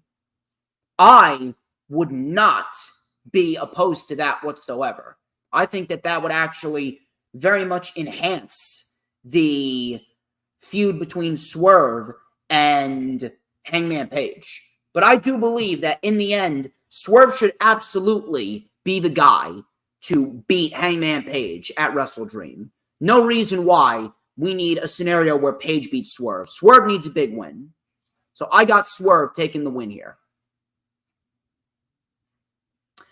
So we have Darby Allin and Nick Wayne versus 2.0. This really wasn't much of anything. This was just a match to get Nick Wayne and Darby Allin another win. So after that, Christian, who came out with Luchasaurus, Christian then took the mic, told Cincinnati to shut up. Cage then said he was scrolling through Nick Wayne's mom's Instagram, said that she should post more bikini pics. He was pissed off, but it's okay because he sent her a request on the side, meaning that she probably has an OnlyFans. So he said that All In was embarrassing, not losing to the Cleveland Browns embarrassing. But either way, Christian posed a tag team match for next week, Rampage Grand Slam. It is Christian and Luchasaurus versus Darby Allin and Sting. If you got the balls, I will see you in New York City. I like it. I like it a lot. So we got some storyline developing here. And if anything, I do believe that this could very well result in Nick Wayne turning heel. Nick Wayne could very well turn heel on Darby Allin. And I would not be opposed to that. I think that Nick Wayne would make a great fit with Christian Cage and Luchasaurus. And Christian Cage assembling himself an army. Maybe we see Edge make a return. Maybe Jack Perry aligns himself with Christian Cage and Luchasaurus again. And maybe that could very well be a scenario where it could lead to a blood and guts match next year. Who knows? I wouldn't be opposed to that. That could lead to a blood and guts. Now, I'm not sure who's going to be on the opposing team. We'll have to wait and see. Roderick Strong and Samoa Joe, these guys were the main event of the show. It was a physical match nonetheless. Roderick Strong is vastly underrated as an in-ring performer. So Samoa Joe went right after the neck. I'm actually liking what they're doing. Roderick Neck Strong. I like what they're doing there. Obviously, he's faking the injury. So Joe took out Mike Bennett, and then we had a beautiful Olympic slam from Roderick Strong and a sick kick. That got a close near fall. Joe then locked in the Coquina clutch, and Strong tapped out. Physical match, right outcome. Joe then took the mic, and he goes, "Oh, Max." A little throwback to the "Oh, Wendy" from his feud with AJ. He goes, "My little prophecy has come true. I'm coming for you, and I'm going to take everything from you, kid. Everything." So Cole then came out, and as soon as Strong saw Adam Cole, Strong fell to the mat, holding his neck. The Kingdom then started blaming Adam Cole. All of a sudden, you just hear Roderick Strong yelling, "Adam! Adam!" He had his eyes closed, and he was yelling, "Adam! Adam!" And Adam Cole, this was probably one of the funniest things on the show right here. He was yelling, "Adam, Adam, Adam," and all of a sudden, you hear Adam Cole say, "I'm here, Roddy." He goes, "I'm here, Roddy." And Roddy then goes, "I can't see you." I'm like, open your eyes. Like, I realize it's fake, but the fact that Roderick Strong was doing that, and the fact that Roderick Strong and Adam Cole kept a straight face when doing that, that was excellent. That made me laugh. That was probably the funniest thing throughout the entire wrestling week. So as Roderick Strong was being taken away on a stretcher, Adam Cole was on the ramp, and Samoa Joe came up from behind Adam Cole, choked him out as he was looking into the camera saying, "Everything, Max. Everything, Max." So I'm looking forward to next week. Next week's show looks great. Next week's show looks awesome. Should be a fun one. Should be a fun one, to say the least. Pretty solid episode of Dynamite. Much better than last week's episode of Dynamite.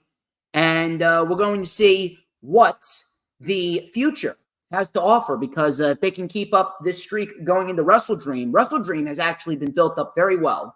Wrestle Dream has actually been built up very well. I'm actually interested in seeing what other matches we get at Wrestle Dream. I can see Moxley versus Starks. I could potentially see another TNT title match between Luchasaurus and Darby Allin. We could see that. I could potentially see FTR versus Jericho and Sammy Guevara for the AEW World Tag Team titles. Maybe we see the Dark Order versus the Acclaimed and Daddy Ass. I wouldn't mind that. I guess it depends on what happens tonight, but we got John Silver versus Anthony Bowens. That's tonight.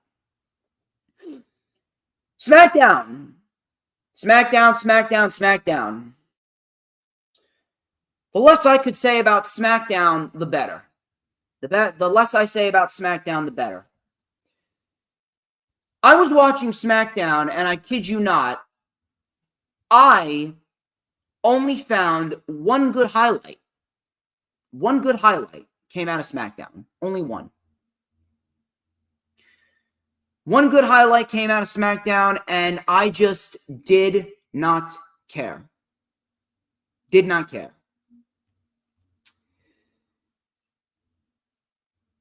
So the show kicked off out of nowhere with Pat McAfee. Pat McAfee kicked off the show, and Pat McAfee, we had Pat McAfee coming out and just relishing in the fact that he's back on SmackDown. All of a sudden, Austin Theory came out of nowhere. Austin Theory came out of nowhere. 8-Town down, screaming out loud. 8-Town down, futures right now. So Austin Theory came out and he said, "Look what the cat dragged in. This is Austin Theory live." He talked about Pat McAfee. When he was 26, he was getting a mugshot, and he was going to drop Pat McAfee just like Aaron Rodgers. Theory then says when McAfee wears a tank top, he looks like he should be flipping fries. Meanwhile, I look like a Greek god. McAfee then said, "This will never be your show. This is the people's show." And you know what that means? All of a sudden, The Rock, yes, you heard me, The Rock came out. The Rock came out.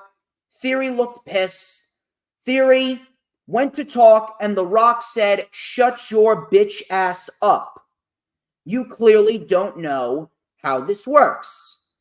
And he goes, "Finally, The Rock has come back to Denver." You know, typical Rock. Theory then tried to do The Rock's catchphrase. The Rock went to say something, and he goes, "You know what The Rock has to say?" And he goes, "It doesn't matter what The Rock has to say." So Theory, obviously throwing it right back in The Rock's face. Rock says it actually does. Rock then called Theory an a-hole, and he got the crowd to chant, "You are an asshole."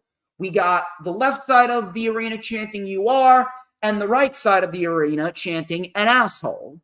Theory was clearly pissed. Theory then struck The Rock. The Rock then with a spine buster, people's elbow, and then McAfee did the people's elbow as well.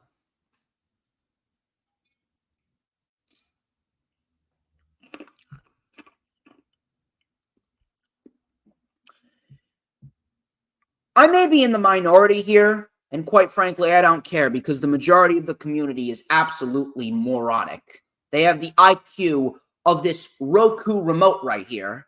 No intelligence whatsoever. I legit felt nothing when The Rock came out. Everyone on social media was going nuts, and everyone in the arena was jumping for joy. You know what I was doing? I was literally sitting in my gamer chair. I don't even play video games. I was sitting in my goddamn gamer chair with a blank expression on my face, just like that. That's the expression that I had on my face. I felt nothing. You know what I felt? All I felt was, well, the Hollywood strike is going on. The Rock clearly had a box office flop with Black Adam. So it looks like The Rock, he's going to come back to the WWE. And it looks like The Rock is your 2024 Royal Rumble winner. But the DJ Storms, you do realize that the Pat McAfee and The Rock, they were on a talk show earlier in the day in Denver, Colorado. So it would only make sense that The Rock was gonna be there. That's all I hear. If you don't think that The Rock is going to be on WWE television more often going into the future, now with this TKO merger, you got another thing coming.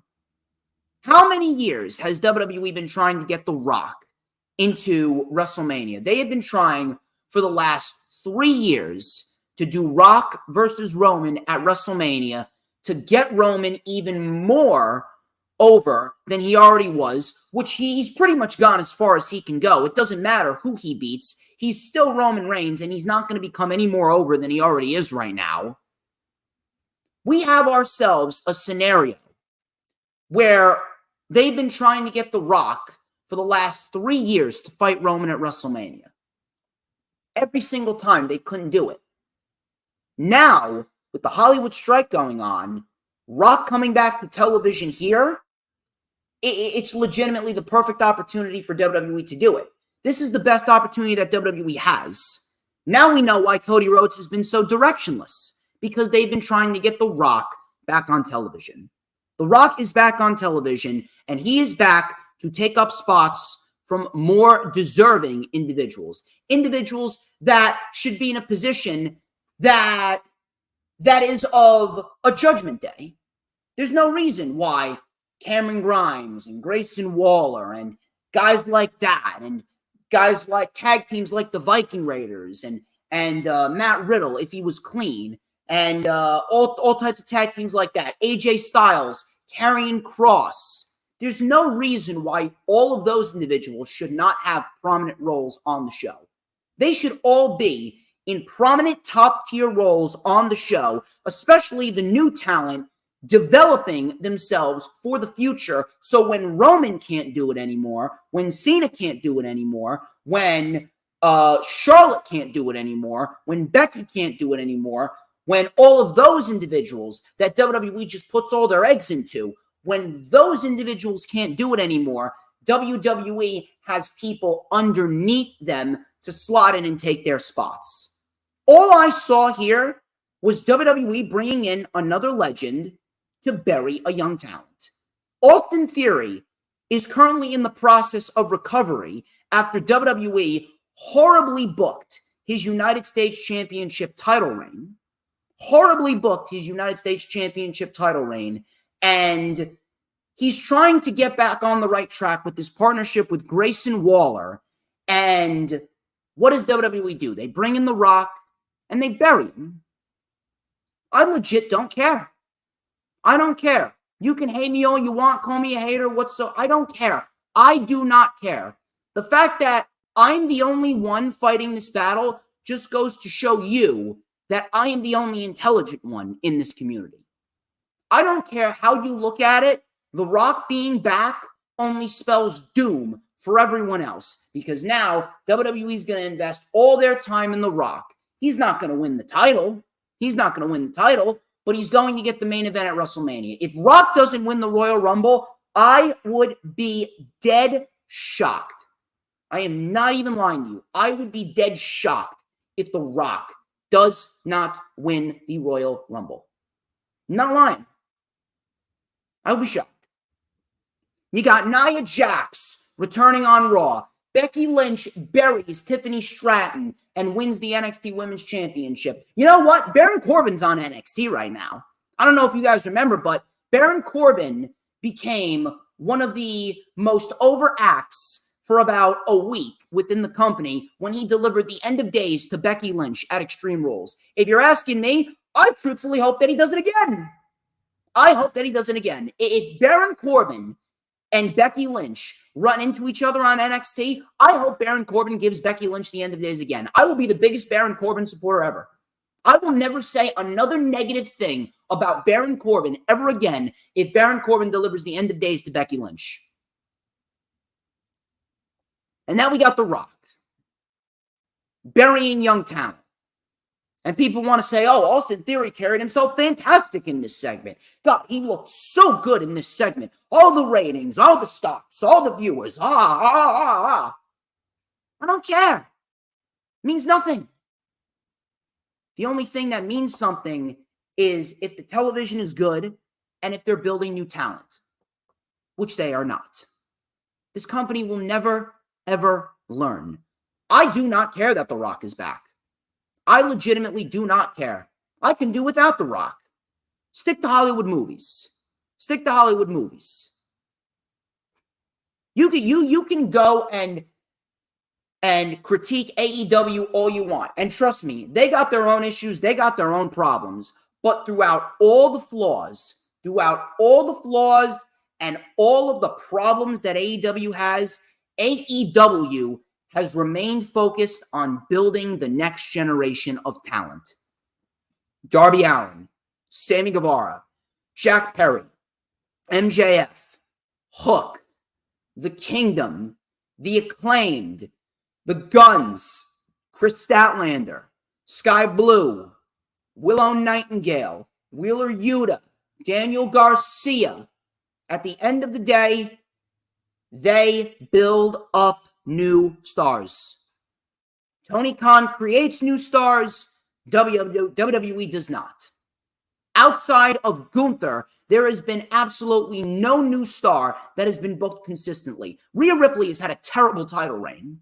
Outside of that one match against Natalya on Monday Night Raw, on the Monday Night Raw after Money in the Bank, I believe it was, July 3rd. After that match with Natalya on the July 3rd edition of Monday Night Raw, there has not been one single memorable moment or match that Rhea Ripley has had as the Women's World Champion. The only reason why she is as over as she is because she is Rhea Ripley. And I'm not saying that Austin Theory is one of the best in the world right now, but I mean, come on. The man has a bright future, and he was just embarrassed by The Rock. But yet some people are going to say, oh yeah, he carried himself so good here. This company sucks. This company absolutely sucks. And more people are going to have to realize that Rock being back is actually a negative. The Rock being back poses more of a negative than a positive. Because if The Rock now is back in a position in WWE, who do you think is going to win the 2024 Royal Rumble? I don't care that if he was just on the show because he was in the vicinity range. He was in the state with Pat McAfee for whatever football game was going on. WWE has been trying to get The Rock and Roman Reigns at WrestleMania for 3 years now. If you don't think that The Rock has a large chance, a large percentage of a chance of winning the Royal Rumble, you are completely delusional. I would be shocked if he doesn't win the Rumble. All I saw on SmackDown was The Rock, a WWE legend, coming back to bury a young talent in Austin Theory who's trying to recover after WWE horribly booked his United States title reign. This company will never learn, never ever learn. All they do is bury young stars, and they'll never let go of the old guard.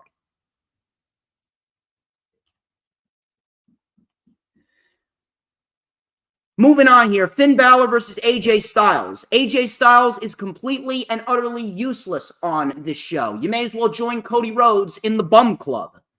Finn Balor beat AJ Styles, very basic match, nothing exciting whatsoever. I didn't care. LWO, they had a segment on this show, and Santos Escobar ended up challenging Rey Mysterio to a title match.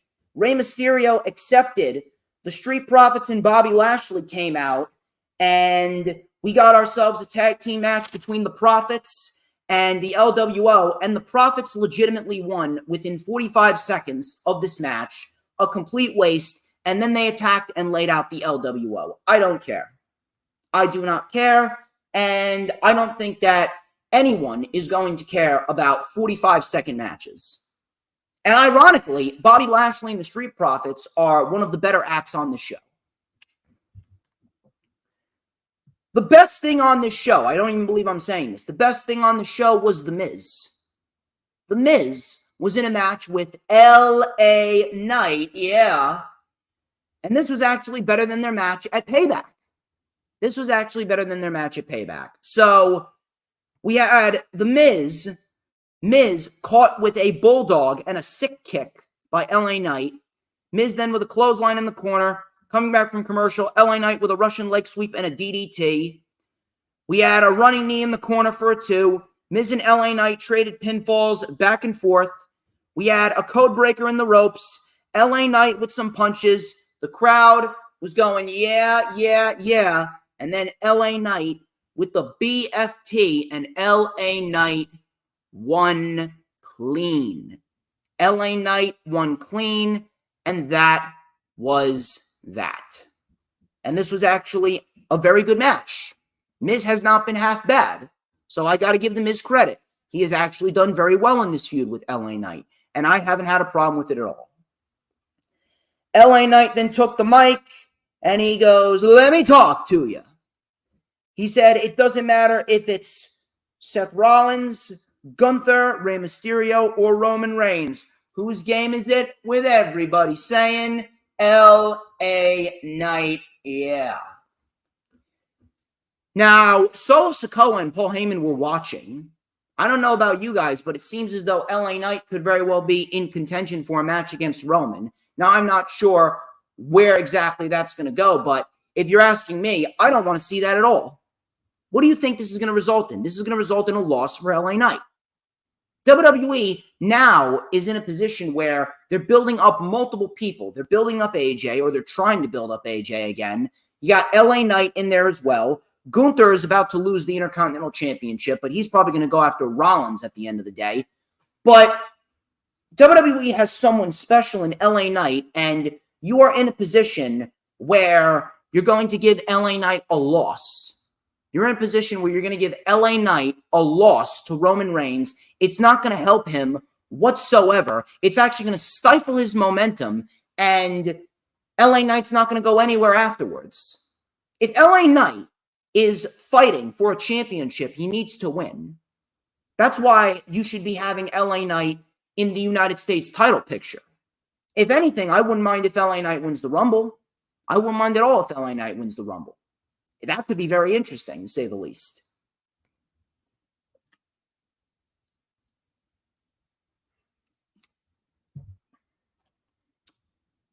Bayley versus Asuka. I didn't care. This was nothing more than a means to set up what's going down next week with Asuka and Io. Asuka wins with the backslide, and that was it.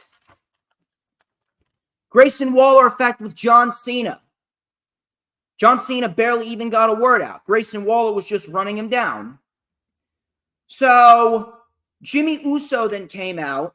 He got in Cena's face. Solo then came out. He went head-to-head with Cena. He then grabbed Jimmy, super kicked Cena.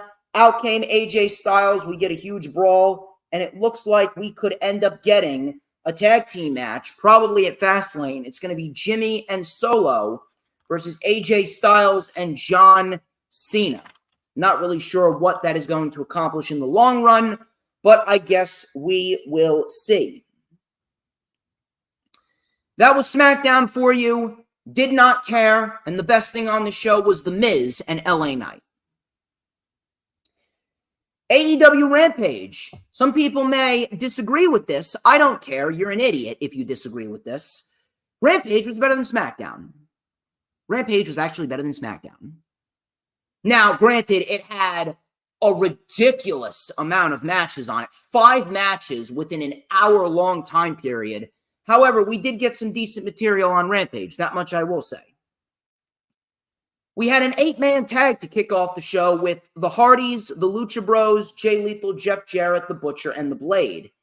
And I'm not going to lie to you, I expected this to be a complete and utter disaster. But this ended up turning out to be a lot better than I expected. It actually turned out to be a semi-decent 8-man tag team match. And the babyfaces won. Phoenix got the win ahead of his match against Jon Moxley, and that was pretty much it. So I can't really say that I minded this. This wasn't really half bad of a match whatsoever. So the Hardys were in control. They delivered some double suplexes to the Butcher and the Blade. Jay Lethal then caught the poetry in motion. Matt and Jeff Hardy have actually been moving pretty well, I have to say. Matt and Jeff Hardy have actually been very, very good since they came back. And they've been putting on some pretty solid matches as well, I have to say. And on top of that, I really have to give them props here, because the one thing I love about the Hardys right now is the fact that they're giving back to the business. It really does go to show you how selfless Matt and Jeff Hardy really are. They're brought into AEW, they came back, and they're not in a position where they're winning any championships. They're putting other teams over. They put over the Guns. They put over the Young Bucks. They put over Aussie Open. They're more likely than not, they're going to put over the Righteous tonight. That's a great thing. I think that if you want to know how to treat the business when you're a veteran, look at the Hardys. Hardys are as selfless as they come. And you can really tell. That the Hardys genuinely want the pro wrestling business to be better after they're gone. Matt and Jeff Hardy are very, very, very good at just giving back to the business for everything that the business gave to them. So the Hardys have been doing very well as of lately. And I'm actually interested in seeing what they do with the Righteous. That should be a very fun match. And the Righteous are great. The Righteous are great in their own right. The Righteous came out and they stood over the Hardys. And if we're getting the Righteous in the tag team division, or potentially the trios division, since they got Stu Grayson now, I'm actually very much looking forward to that. I think that that's going to be a very, very, very, very nice addition to the overall aspect of the tag team division. So Phoenix won with the Fire Thunder Driver in a match that was actually a lot better than I could have expected it to be. Britt Baker says she is coming after the TBS Championship, and she's fighting Chris Statlander on Collision tonight. I genuinely hope that we are not going to see Chris Statlander lose the TBS Championship to Britt Baker. Britt Baker is not in a position where she should be winning any championships. Chris Statlander deserves a nice, lengthy championship title reign. Christopher Daniels and Matt Sydal, they took on the Kingdom. If you guys are unaware, the Kingdom are a great tag team, and I'm very much looking forward to seeing what the Kingdom do. I do believe that we will see the Kingdom versus MJF and Adam Cole probably at Wrestle Dream. And if we see that at Wrestle Dream, I think we will see new Ring of Honor World Tag Team Champions. And that's going to be the start of the dissension of Adam Cole and MJF. I can absolutely see the Kingdom winning the championships at Wrestle Dream. Should be interesting. So Sydal came in with some twisting sentons on Matt Taven and Mike Bennett. Matt Taven with the kick of the king, a rebound forearm by Bennett. We had Taven with the purple thunder bomb for a 2. Daniels made the tag. Very sloppy looking double team move by Daniels and Sydal. We had a Death Valley driver by Mike Bennett. Matt Sydal was out of the equation. And then we had the Proton Pack, and the Kingdom won this match. Kingdom get a win. And then afterwards, the Kingdom promote Neck Health Awareness Month. obviously supporting Roderick Strong. I have to say the Kingdom have played a beautiful role in this Adam Cole MJF saga throughout the summer. And I'm very much looking forward to seeing what happens at WrestleDream if we do get the Kingdom versus Adam Cole and MJF for the Ring of Honor World Tag Team titles. Should be fun. Should be fun to say the least. The Acclaimed and Daddy Ass, they took on Pretty Peter Avalon and the Outrunners, I believe their team name is. The Acclaimed and Daddy Ass win convincingly. All of a sudden, the Dark Order came out. They called out the Acclaimed for the trios titles. Uno actually cut a very good promo, and Uno said he was tired of good things happening to bad people. So Bowens then threw out a one-on-one challenge for Collision, and it's going to be Bowens and John Silver on Collision, which I'm actually very much looking forward to. That's going to be one hell of a match. And if you ask me, the Dark Order mixing it up for the Trios Championships, I think that's a great move because the Dark Order are great at what they do. Now, I would have preferred that they take the Ring of Honor World Six-Man Tag Team titles off of the Mogul Embassy, but it looks like the Hung Bucks are going to be in that position. Regardless, that I did not mind. I appreciate the fact that they're inserting new blood into the Trios division. I appreciate the Dark Order. And I think the Dark Order versus the Acclaimed and Daddy Ass would be a damn good match. Aussie Open, they took on two bums. Complete waste of a match. However, there is one thing that came out of this match. The one thing that came out of this match that I was looking at is this is absolutely the tag team that should take the titles off of FTR. If you're asking me, I am absolutely having Aussie Open versus FTR at Full Gear. Tony Khan, if you're listening, book it. Aussie Open, FTR, Full Gear. Aussie Open wins the tag team titles. That's how you do it. That's how you do it. FTR, they got the Iron Savages tonight. I do believe that they're going to get Bullet Club Gold at some point. Maybe they get Chris Jericho and Sammy Guevara. But either way, I believe FTR should lose those tag team titles to Aussie Open at Full Gear. Jericho and Guevara can fight FTR at WrestleDream, and that could be the dissension of Chris Jericho and Sammy. FTR retain. Full Gear is the destination. Full Gear, FTR, Aussie Open, AEW World Tag Team titles. Aussie Open win the tag team titles. That's what I got from this match. And then the main event. Chris Statlander. She took on Jade Cargill for the TBS Championship. I stated on World of Wrestling with Jay Leto, I stated on World of Wrestling that Jade Cargill going to WWE could actually be very beneficial for her. That's going to be very beneficial for her. That's going to be very beneficial for the WWE Women's Division. And it's going to be very, very, very beneficial for the AEW Women's Division. However, I will say this. One negative regarding Jade Cargill leaving AEW is the fact that we're not going to get a proper feud between herself and Chris Statlander. For 10 minutes, because this only went about 10 minutes, but for 10 minutes, this was a damn good match. This was probably one of Jade Cargill's better matches in AEW. These two women worked very well together. And I'm actually a little disappointed that we're not going to get the chance to see these two on a pay-per-view. If this is the last match for Jade Cargill, then, hey, Jade Cargill put over Statlander twice. So I guess Jade Cargill can hang her hat on that. So both women traded lariats back and forth. Statlander then body slammed Jade Cargill. Statlander was then slammed by Jade on the apron. Jade then traded vertical suplexes with Chris Statlander. Jade then caught a Meishinuku driver. And we had a double kip up by both women. That was actually very nicely done. Statlander mounted a comeback with a running knee and a blue thunder bomb for a 2. Statlander then punched out Mark Sterling.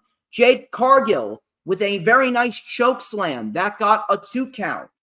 And then, after we had that kick out Statlander with a discus lariat, and then the axe kick, the super kick, Booker T style axe kick by Statlander, and then she hits the Friday Night Fever, and Statlander gets the win, retains the TBS championship. Afterwards, both women shook hands, hugged in the ring, embraced, and it looks like the torch has been passed to Chris Statlander.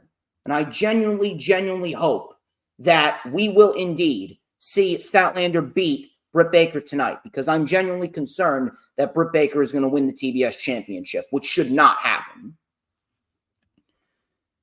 But with the Dark Order coming out to challenge the Acclaimed, the main event was pretty damn good for 10 minutes, and then the opening match was a lot better than expected. This wasn't half bad of an episode of Rampage. This was actually better than the last couple of weeks. Now, we need Rampage to be reduced to 3 matches, but regardless, this was not half bad of a show whatsoever. Ladies and gentlemen, that wraps up this edition of the Lightning Flash Update. We're clocking in at just under 2.5 hours. Thank you all for tuning in. You guys were fantastic. You guys are always great, and PWP Nation has been great for the brand. It's been great for me. It's been great for everyone. I greatly appreciate all of you. Thank you to Lisa. Thank you to Dylan. Thank you to Sarah Hapka. Thank you to Maria. Thank you to everyone. Final Hoss especially. Final Hoss is awesome. Thank you to Dee Dee. Thank you to the Queen of Masquerades. Thank you to Raphael. Thank you to John Blaine. You guys have been fantastic from start to finish. To answer your question, Sarah, it is not confirmed. It is not confirmed that Jade is definitely going to WWE, but it's definitely a strong possibility, to say the least. If I'm a betting man, I would say it's more likely her going to WWE than her staying with AEW. But regardless, until next time, ladies and gentlemen, you guys are awesome. Like, comment, and subscribe. Check out all those links in the description. Get ready, people, because at the end of the month, we got some top-tier, big-time events. We got ourselves the ISPW 25-year anniversary celebration with Richard Holiday defending the ISPW World Heavyweight Championship against Danny Morrison. That is taking place in Totowa, New Jersey, in the Totowa PAL on Friday, September 29th. 2023 at 7:30 p.m. Eastern Time. And then the following day from 10 a.m. to 4 p.m., get ready, people, because it is 90s WrestleCon. It is big. A lot of 90 stars are going to be there, and I'm going to be there. I'm going to be there doing a live stream. Hopefully they got some good Wi-Fi in about 2 weeks. Doing a live stream, selling t-shirts and selling wristbands. I also got DJ Storm's t-shirts available for you guys right now. So if you guys want DJ Storm's t-shirts, let me know. Sarah Hapka, she's already ordered one, and a plethora of wristbands. Dee Dee already has one. If you're looking for t-shirts, you gotta Venmo me. Venmo me, DM me your information, and I will tell you my Venmo.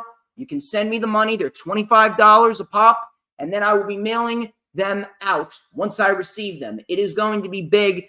The posse is growing, so if you want to be a top-tier elite posse member, get yourself a DJ Storms t-shirt. Until next time, I'm DJ Storms. This has been the Lightning Flash Update, but before we get out of here, ladies and gentlemen, there is a question that everybody must answer, and that is, who runs the IWC? Who runs it? I think everybody should know by now who runs it. Should I say it in the Ludwig Kaiser voice? Ladies and gentlemen, who runs the IWC? I think Lisa knows. Lisa already knows, people. It is who but DJ Storms. DJ Storms, baby. Dylan knows as well. DJ Storms. And don't you forget it. 'Cause we want retribution. Oh yeah, we want retribution. Oh yeah, we want retribution.